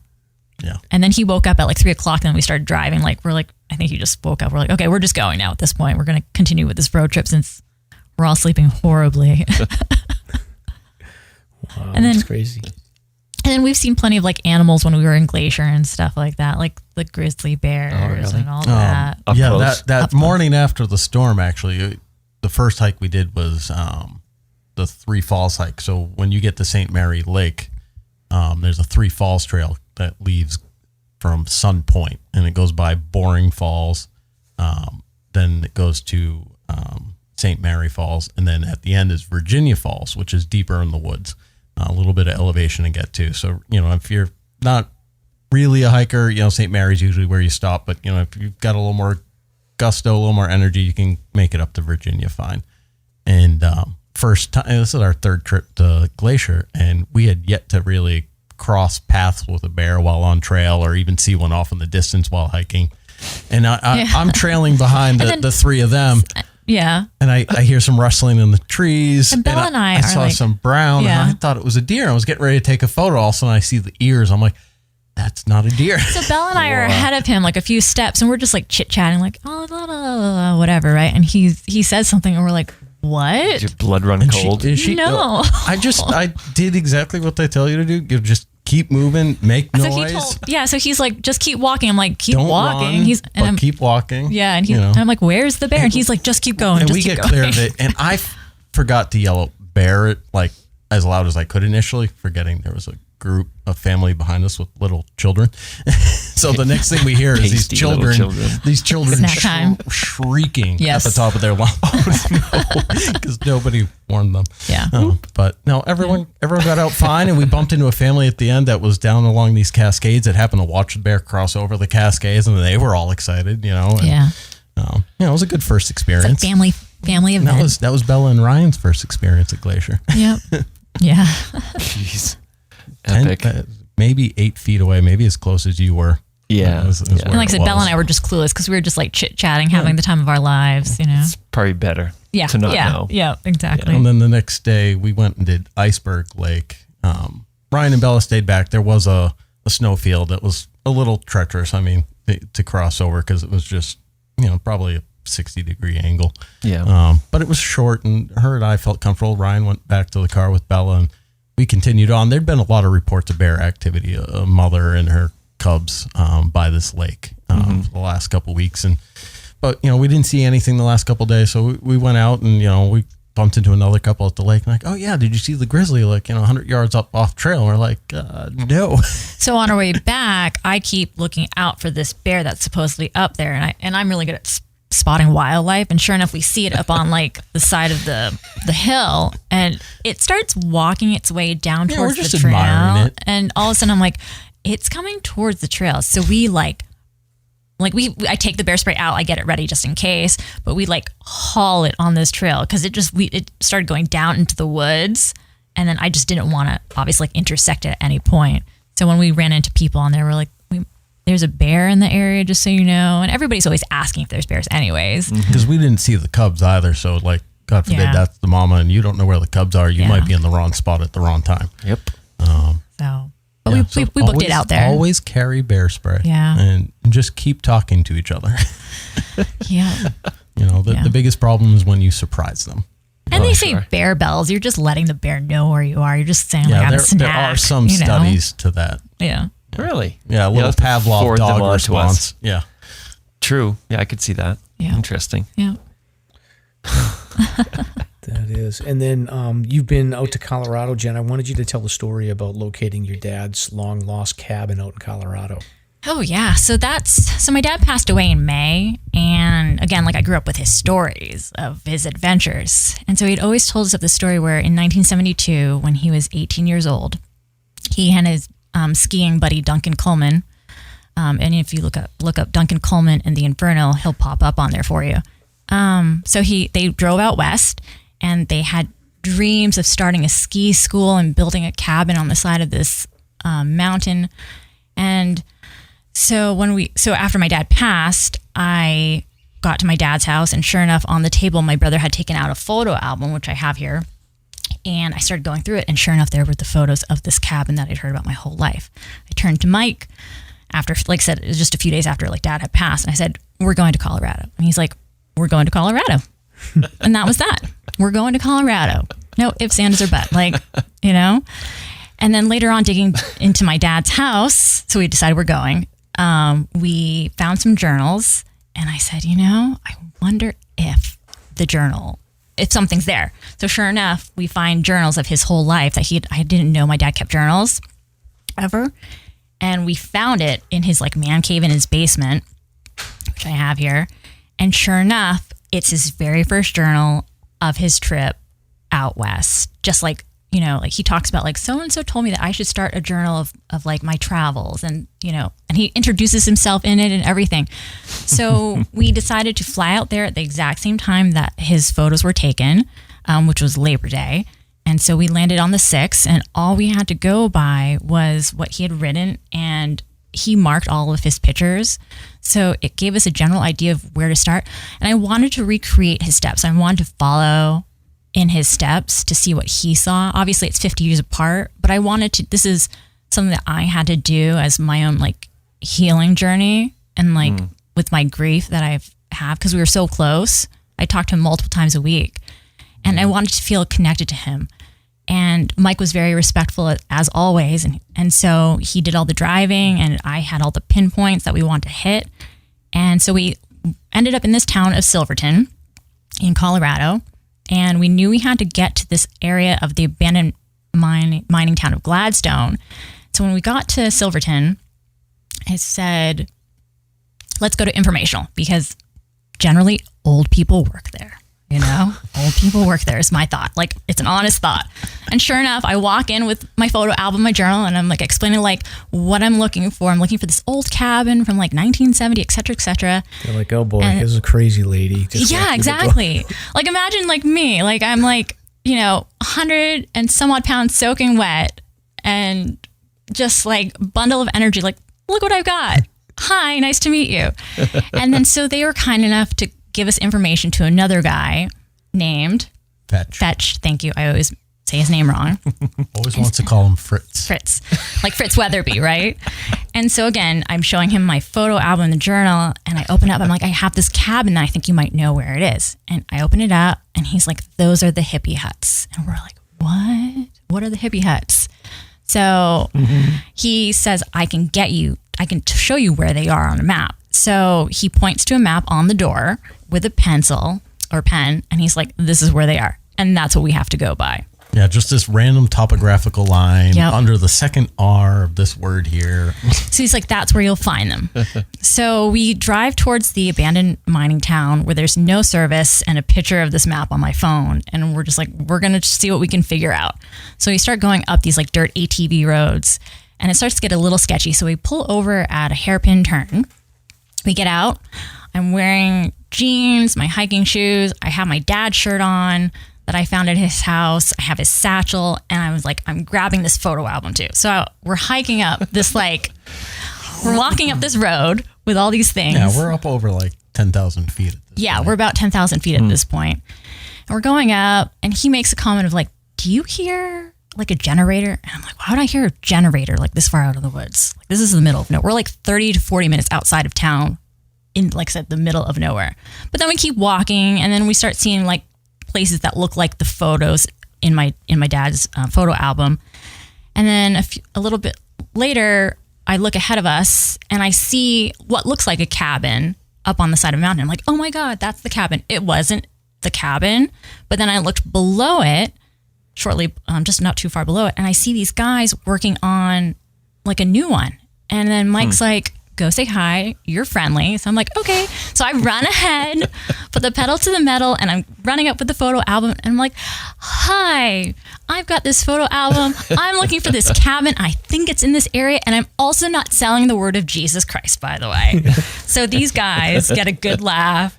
And then this guy named Ben comes up, and we start talking. And he says to me, not only does the cabin exist, he owns the mining claim to it, because that's what they have out there, because it's all mining claims that you can buy and build your stuff on. You know what I mean? And so eventually he's like, I'll take you up to it. You know what I mean? He's like, you guys have to keep walking up, and I'll take my bike and I'll meet you up there. This is how all horror movies start. This is right. Oh yeah, it gets better, by the way. It gets better. It turns into Mike's like worst nightmare for a second. So we start going up the road. And then Ben is like, okay, take a shortcut up a hill, right? So we're like, okay, we'll go up the hill, because he had to take his bike around the road. So we start walking up this hillside, and there's a cabin below us. And then all of a sudden we hear a gun go off, and we're like, what? And so we freeze. And Ben's like flailing his arms from up above us somewhere. And I'm like, so we pause, and then we don't hear another gunshot for another second. Then we start walking again. And then all of a sudden we hear a second one. We're like, okay, what's going on? And then Mike's like, this is my worst fear. We're from New England. We're not used to this. I'm like, oh my God, we're getting shot at now. So then eventually Ben pops up. I have this thing about private property. I'm just, I watch too many of those freak out videos online. So eventually Ben pops up on the hillside ahead of us, and he's like, okay, come up.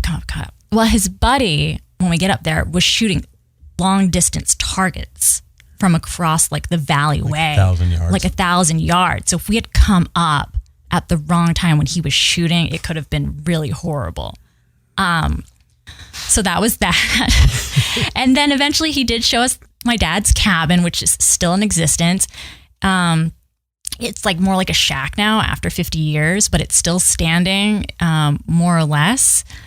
So we ended up making really good friends with Ben and his family and his daughter. We spent the evening there hanging out with them for like 3 or 4 hours. And then we came back the next day. I did a lot of recreation photos and took photos from every single angle.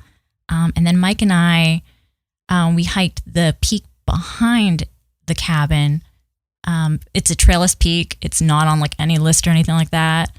But I just wanted to feel as connected to that area as I could, because of all these different things that just randomly came together. And it's worth noting too that, everything him and Duncan like tried doing out there. Duncan, by the way, this is one of 3 mining claims he bought back in the 70s.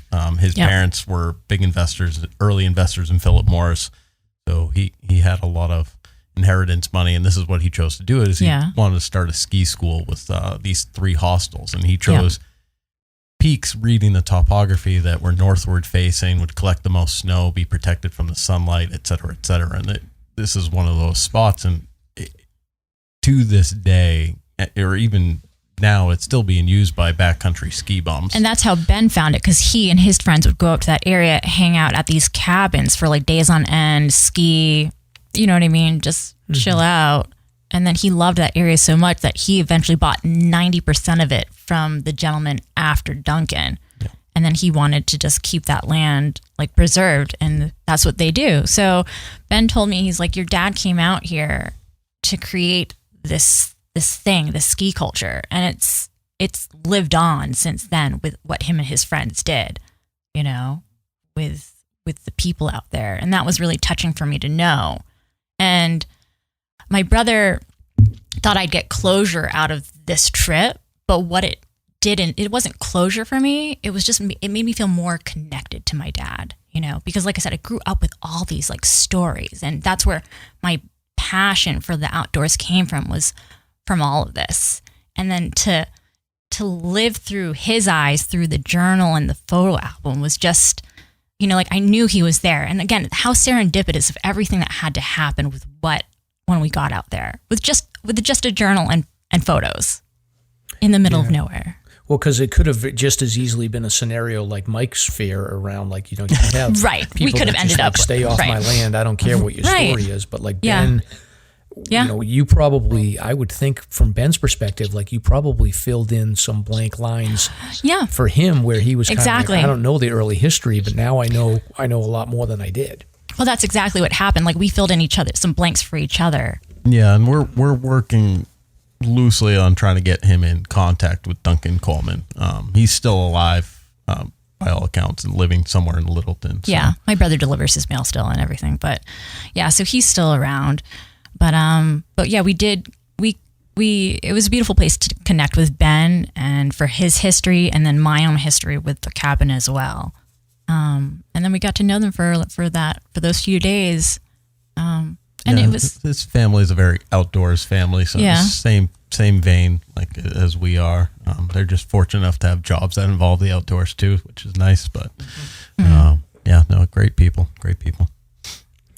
Wow, that's fascinating. And then your father's journal. So you didn't know that these existed until after he passed away. And then when you found those, I would imagine that like it was like an amazing gift for you to be able to sort of like have him speak his words to you through the journals.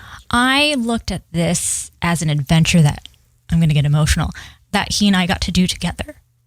You know, like after he passed, this was an adventure that we got to, that he gave this to us in a way, you know, like, because I literally found the photo album like a few days after he passed that my brother had like dug up and stuff. And like I said, I turned to Mike, I'm like, we're going, like this is happening.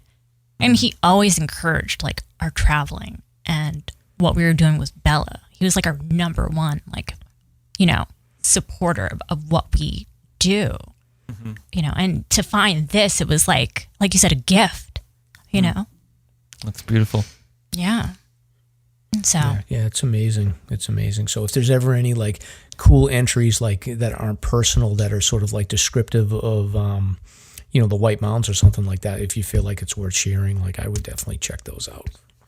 Yeah, we have some in some other journals and stuff that I have at home, but we decided just to leave those there, and because he definitely gets personal, because it was just like his whole life he kept these journals. Yeah, you know. Yeah, well, that's an amazing gift to leave.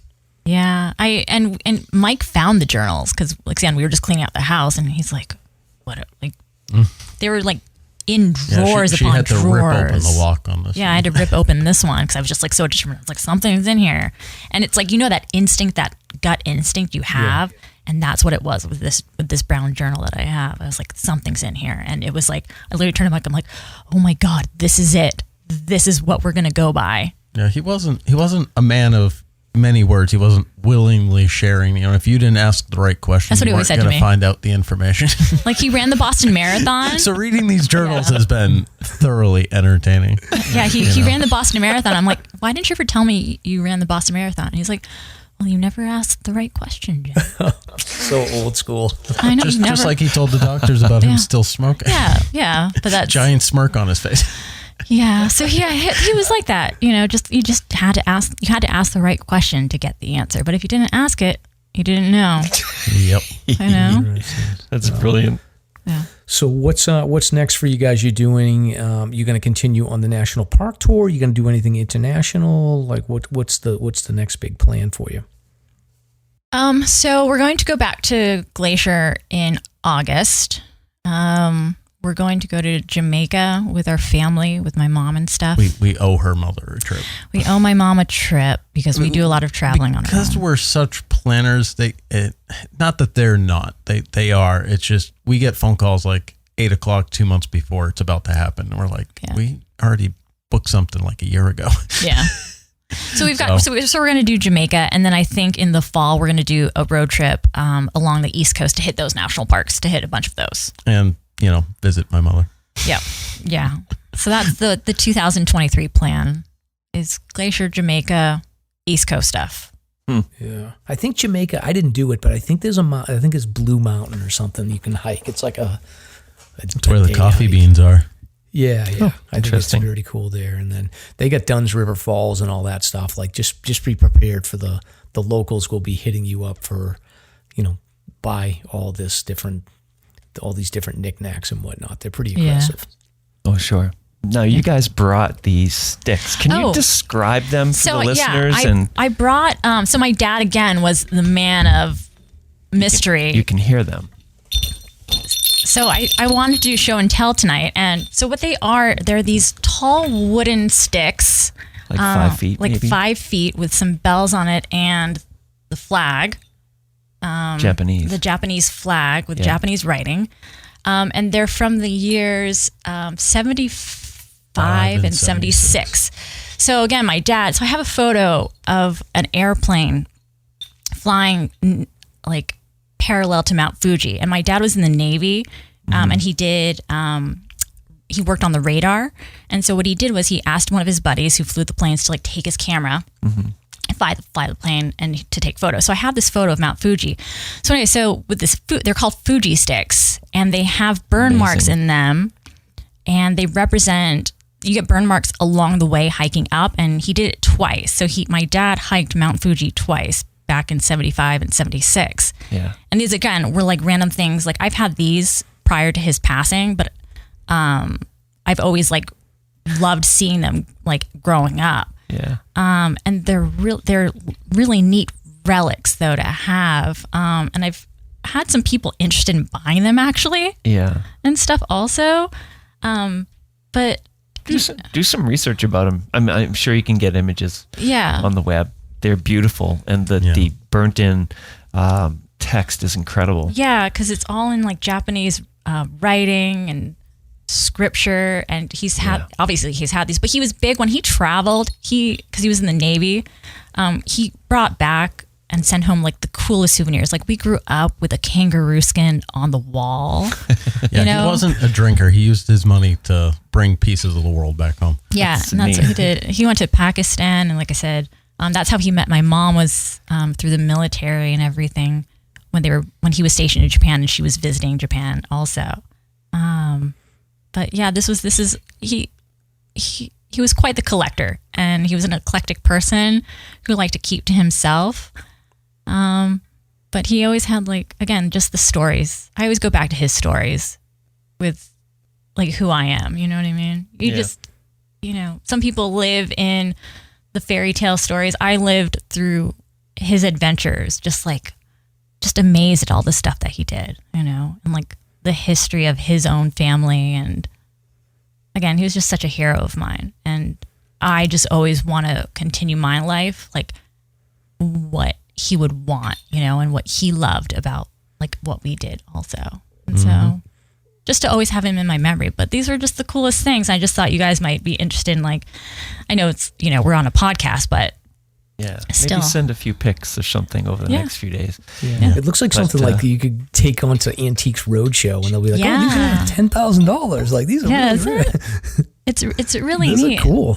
Yeah, yeah, they're beautiful. And then I was like, oh, let me grab these and bring them. I know we were walking in. He's like, "What's that noise?" Yeah, the cats are like, "Christmas." What? Santa Claus is here. Yeah. Keep the executive producer away from those flags. Yeah, this has been great, and a very cool story about your father's early adventures, and it's good. It's great catching up with you guys. We've known each other for a long time, but I knew you guys were going to have some interesting insights to share about hiking and life. I guess, Stomp, is there anything we missed? No, that was very comprehensive. I tried to propose to Mike on Katahdin, by the way, and he said no. For the record, There you I was go. proposing the next day. Right. I'd like to say this. And my buddy Ryan, who was with us both days, was the only one that knew when it was really going to happen. Oh my God, that's hilarious. So I got down on with a ring pop on Katahdin, and it was like, haha, you know what I mean? Then that night we're at dinner in town, and I get a phone call from her mother trying to talk me out of it. Yeah. Like, oh, too soon is what she was saying. And then the next day he proposed. And But so now I'm the favorite. But now he's the favorite. But yeah, so I jokingly, well, I was serious, honestly, with the ring pop on Katahdin. I got denied. But then the next day he proposed to me on North Brother. And then we got married. On top of Cannon. Mike, your buddy Chris was with us on North Brother. We adopted him on trail that day. Yes. Who's that? Chris Daly, I think was his last name. He's got salt and pepper hair. Okay. Yeah. Yeah. And we should plug Redline Guiding Oh, of course. because Mike was our JP at our wedding. And Alvaro was the photographer. And Alvaro was the photographer. Oh, yeah. We've had the really? marks on. Yes. Yep. Susie and Alvaro. Susie and Alvaro. So plug to My last hometown, Ipswich. Yeah. Yeah. Oh, So Ipswich if is anybody's beautiful. looking to get married, he's your guy. Huh. He's great. Great. All right. So you guys got married, like you did so Mike Cherum, who owns Redline Guiding, he is also JP. he's like a justice of the peace, right? Yes. He can actually Yep. do the ceremony. Yep. Yep. Yeah. Yep. Yeah. In Montana, you can do your own ceremony yourself. You For the record. Different laws. Yeah. So you guys are really legitimately like the most mountain couple I've ever talked to. I interrupted our vows too, by the way.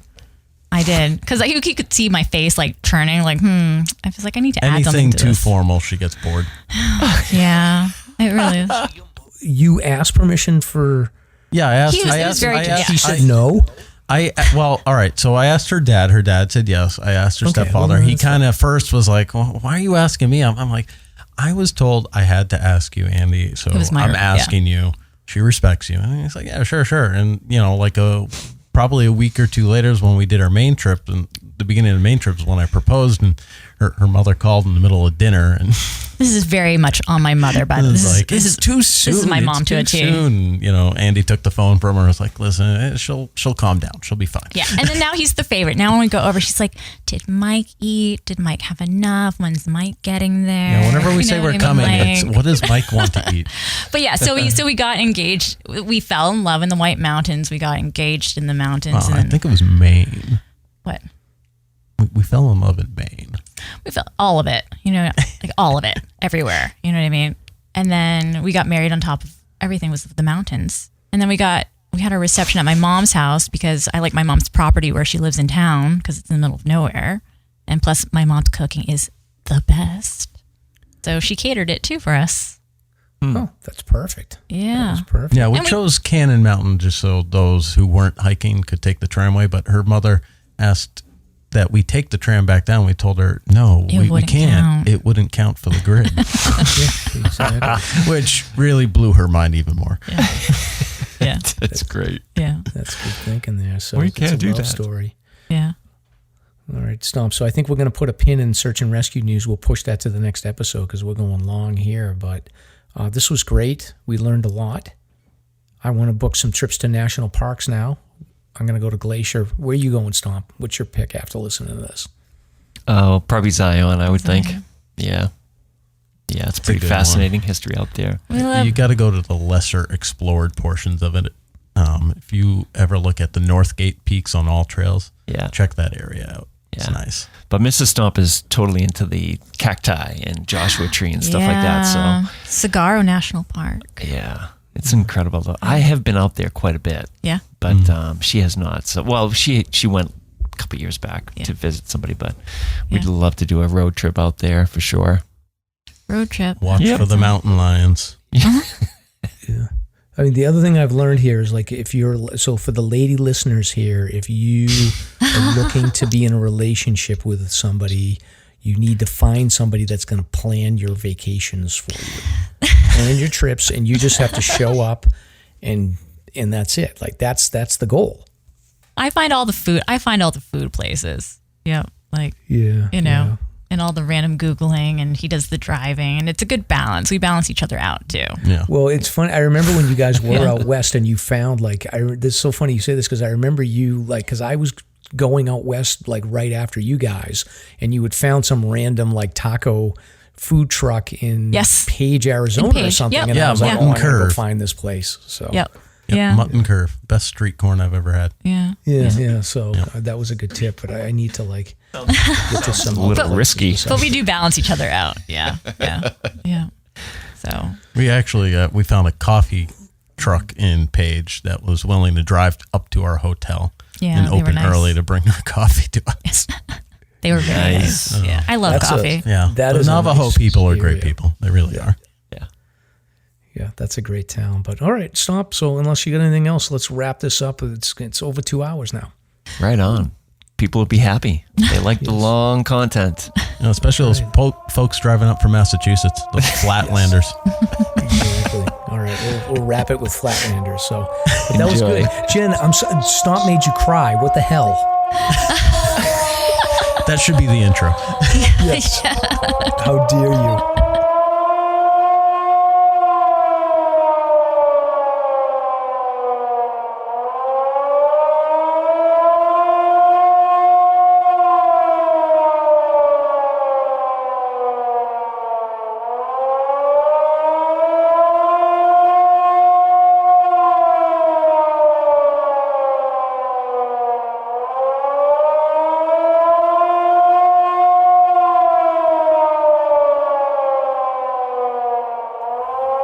Hey. Welcome back, everybody. This is Stomp. Last night we met with Mike and Jen Keene, and it was a really cool episode, but it ran sort of late, so we put the search and rescue section to bed for the evening. But then Mike and I were chatting earlier today and came up with the idea of, in these circumstances, either having myself and Mrs. Stomp or whoever cover the search and rescue stories after the fact and just tag it on to the episode. So that's what I'm doing. Here we are. So we're going to talk about a couple national stories and a couple local stories and call it a night. Let's see. So the first one I have here, there's a lot of stuff going on nationally. I'm not about to reveal my methods, but it has something to do with search engines. So before every show, I have a method, and I pluck out all these different stories from around the nation and around the world. So anyway, so there's a lot going on everywhere all the time, and over the last few weeks, Arizona has been a hotspot. So this first story comes from Yahoo News, which sources People magazine, which is sort of interesting. People. Is that even a thing? I don't know. And this is dated September 29th. And let's see, the headline is Missing Hiker Found Days After Texting Her Husband That She, quote, got off course. It's already sounding pretty sad here. So the story reads, an Arizona hiker who was reported missing on Sunday was found dead after telling her husband she, quote, got off course. The body of Kathleen Patterson, 60, was recovered on Wednesday morning. The Maricopa County Sheriff's Office said in a statement shared with People magazine.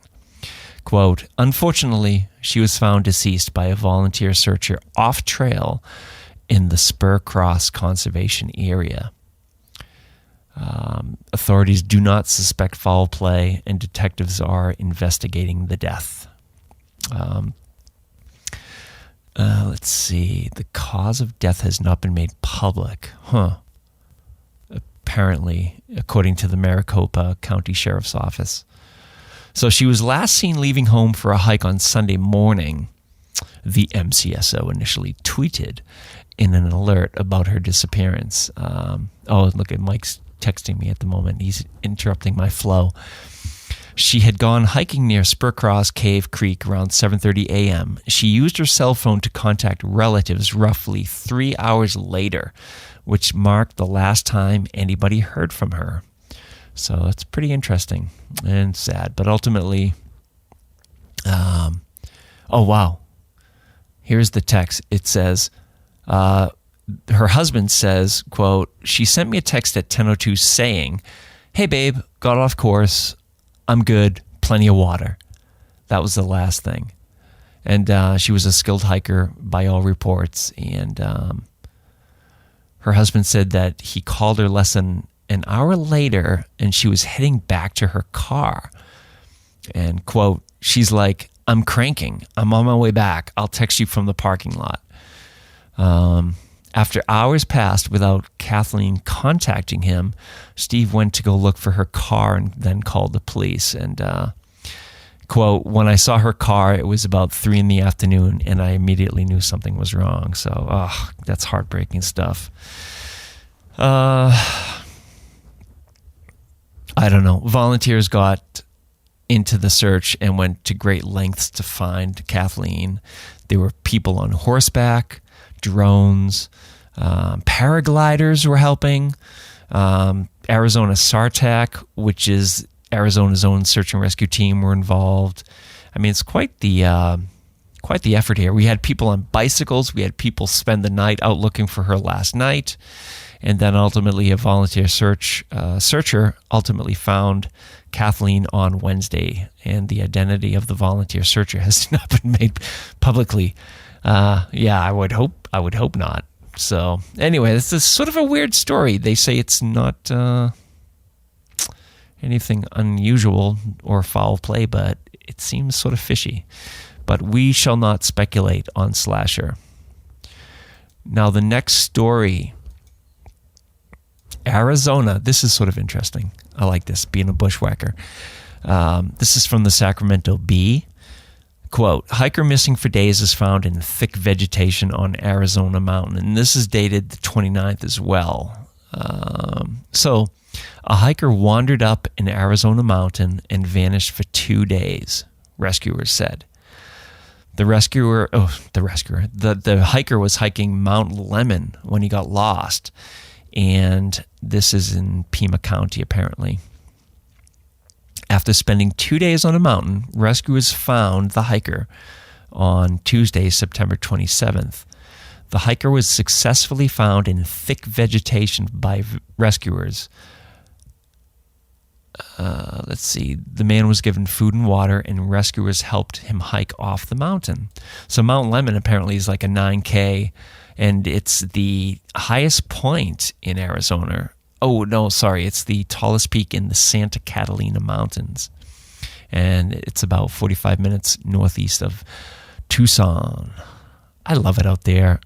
Oh, my God, I love it out there. I would love to go out again and just see the desert. And I have really beautiful memories of traveling the desert at night, coming back east towards Florida, pitch black, and coming up over the hills and seeing like Albuquerque, the lights of Albuquerque just laid out in front of us. It's just amazing.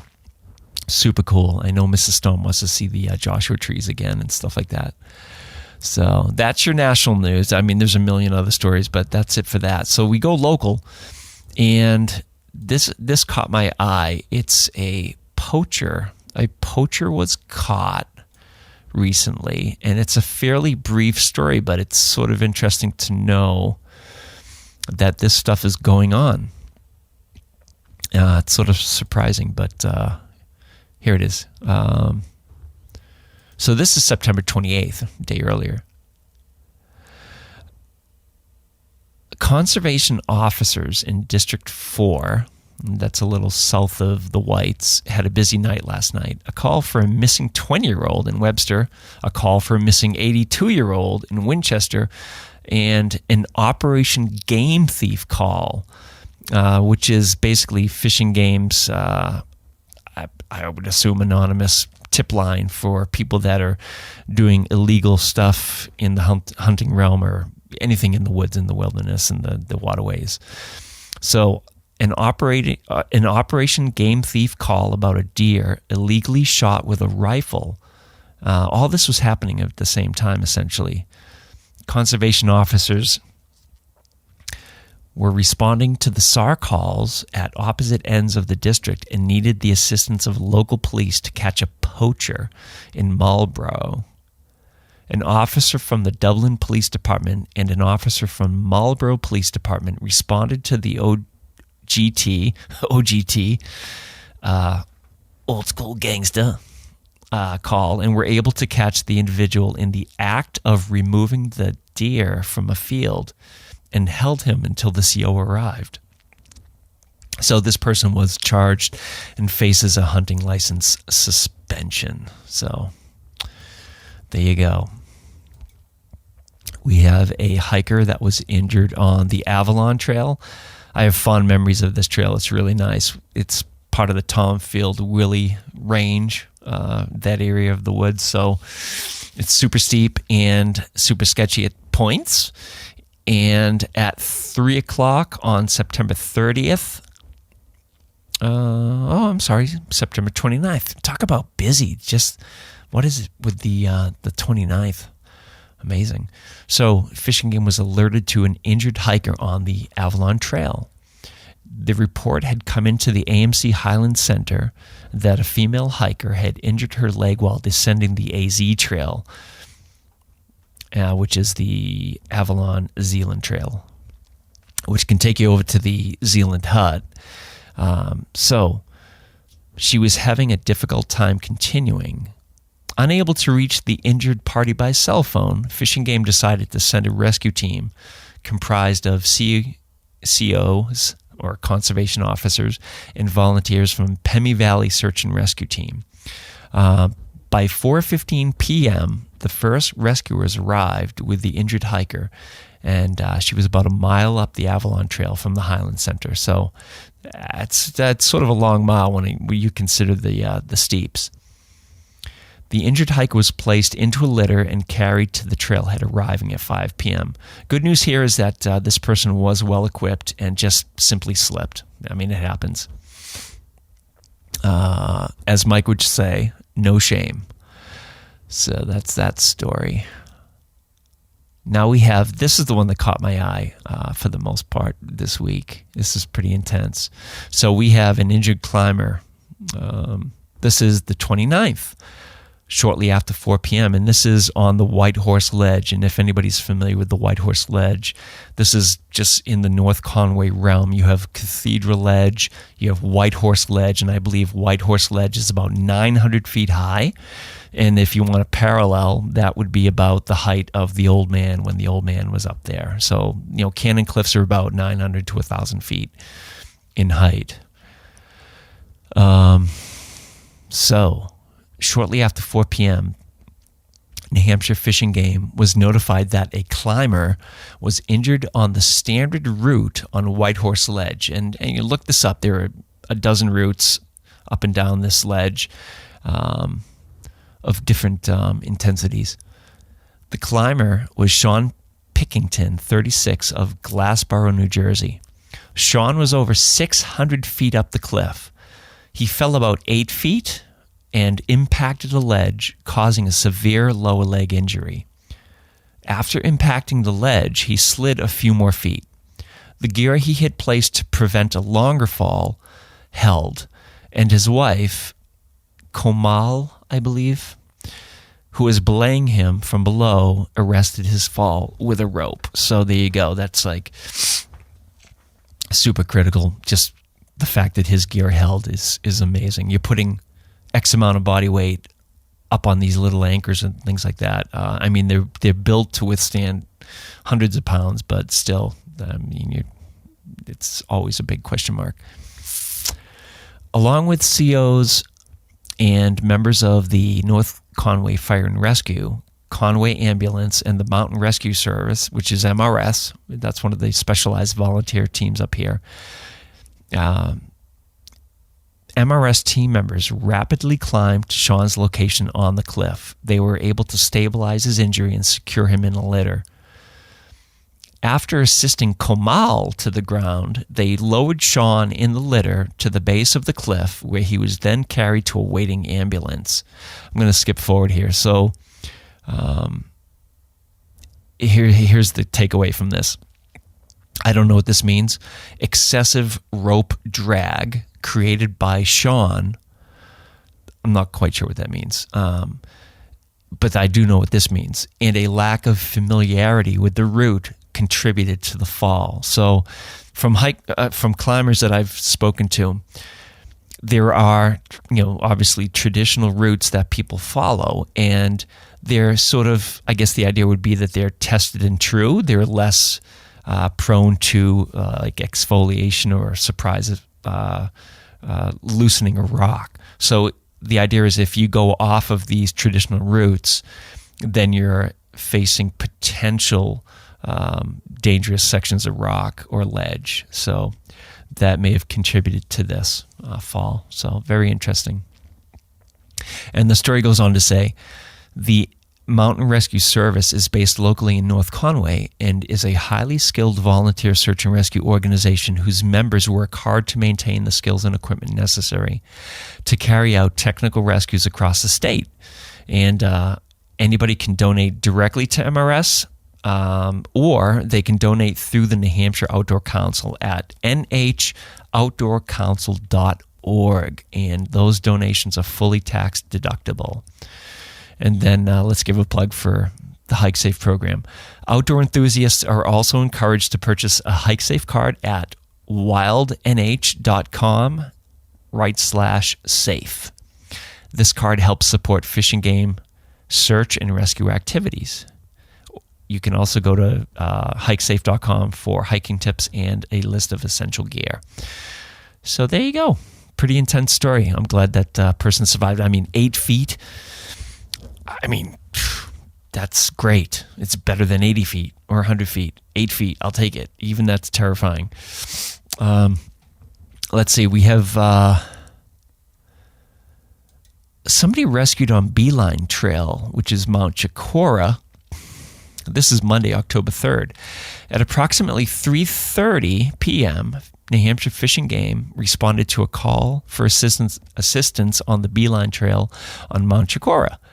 Patricia Case, 34, from North Woodstock, New Hampshire, injured her ankle shortly after summiting Mount Chicora. She was unable to bear weight on her injured ankle and continued her hike.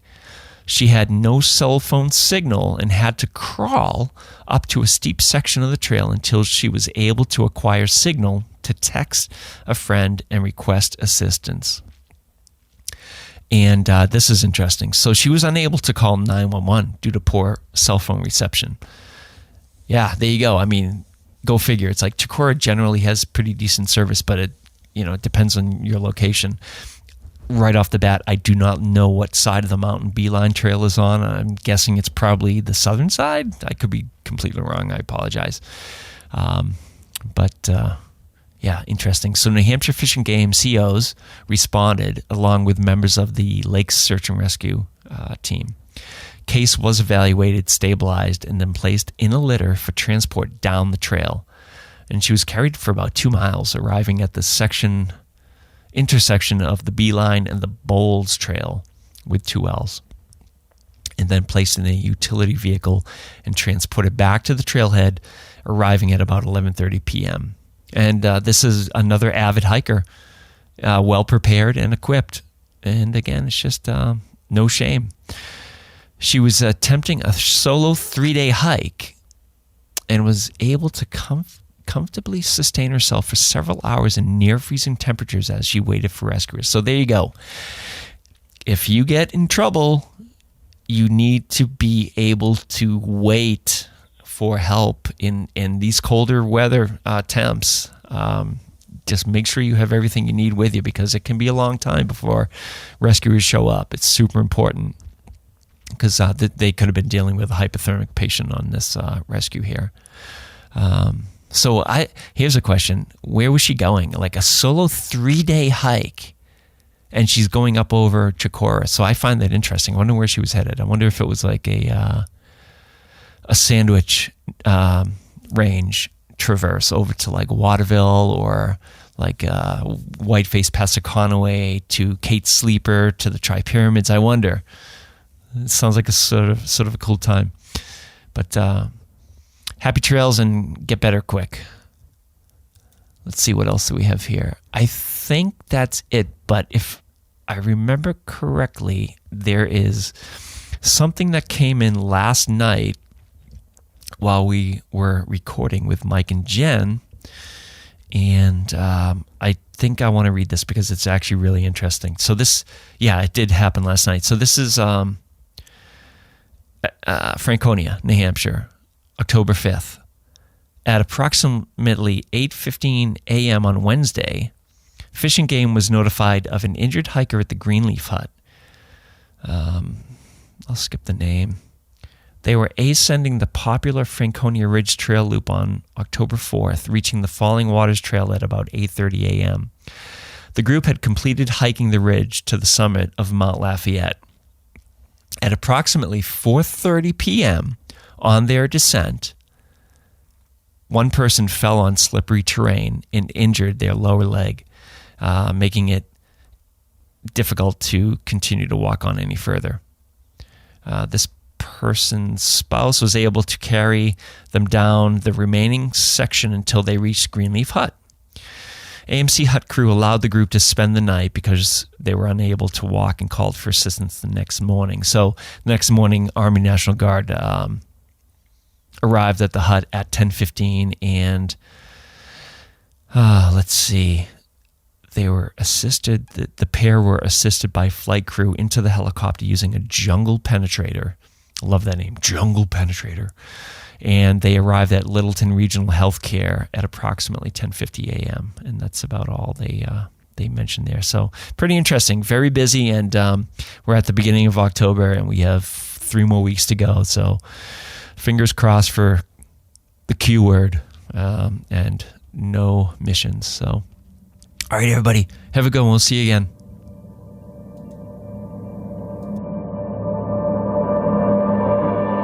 Thank you for listening. If you enjoyed the show, you can subscribe on Apple Podcasts, Spotify, Podbean, YouTube, or wherever you listen to podcasts. If you want to learn more about the topics covered in today's show, please check out the show notes and safety information at slasrpodcast.com. That's SLASR podcast.com. You can also follow the show on Facebook and Instagram. We hope you'll join us next week for another great show. Until then, on behalf of Mike and Stomp, get out there and crush some mega peaks. Now covered in scratches, blisters, and bug bites, Chris Staff wanted to complete his most challenging day hike ever. Fish and Game officers say the hiker from Florida activated an emergency beacon yesterday morning. He was hiking along the Appalachian Trail when the weather started to get worse. Officials say the snow was piled up to 3 feet in some spots, and there was a wind chill of -1 degree. And there's 3 words that describe this race. Do we all know what they are? Lieutenant James Nealon, New Hampshire Fish and Game. Lieutenant, thanks for being with us today. Thanks for having me.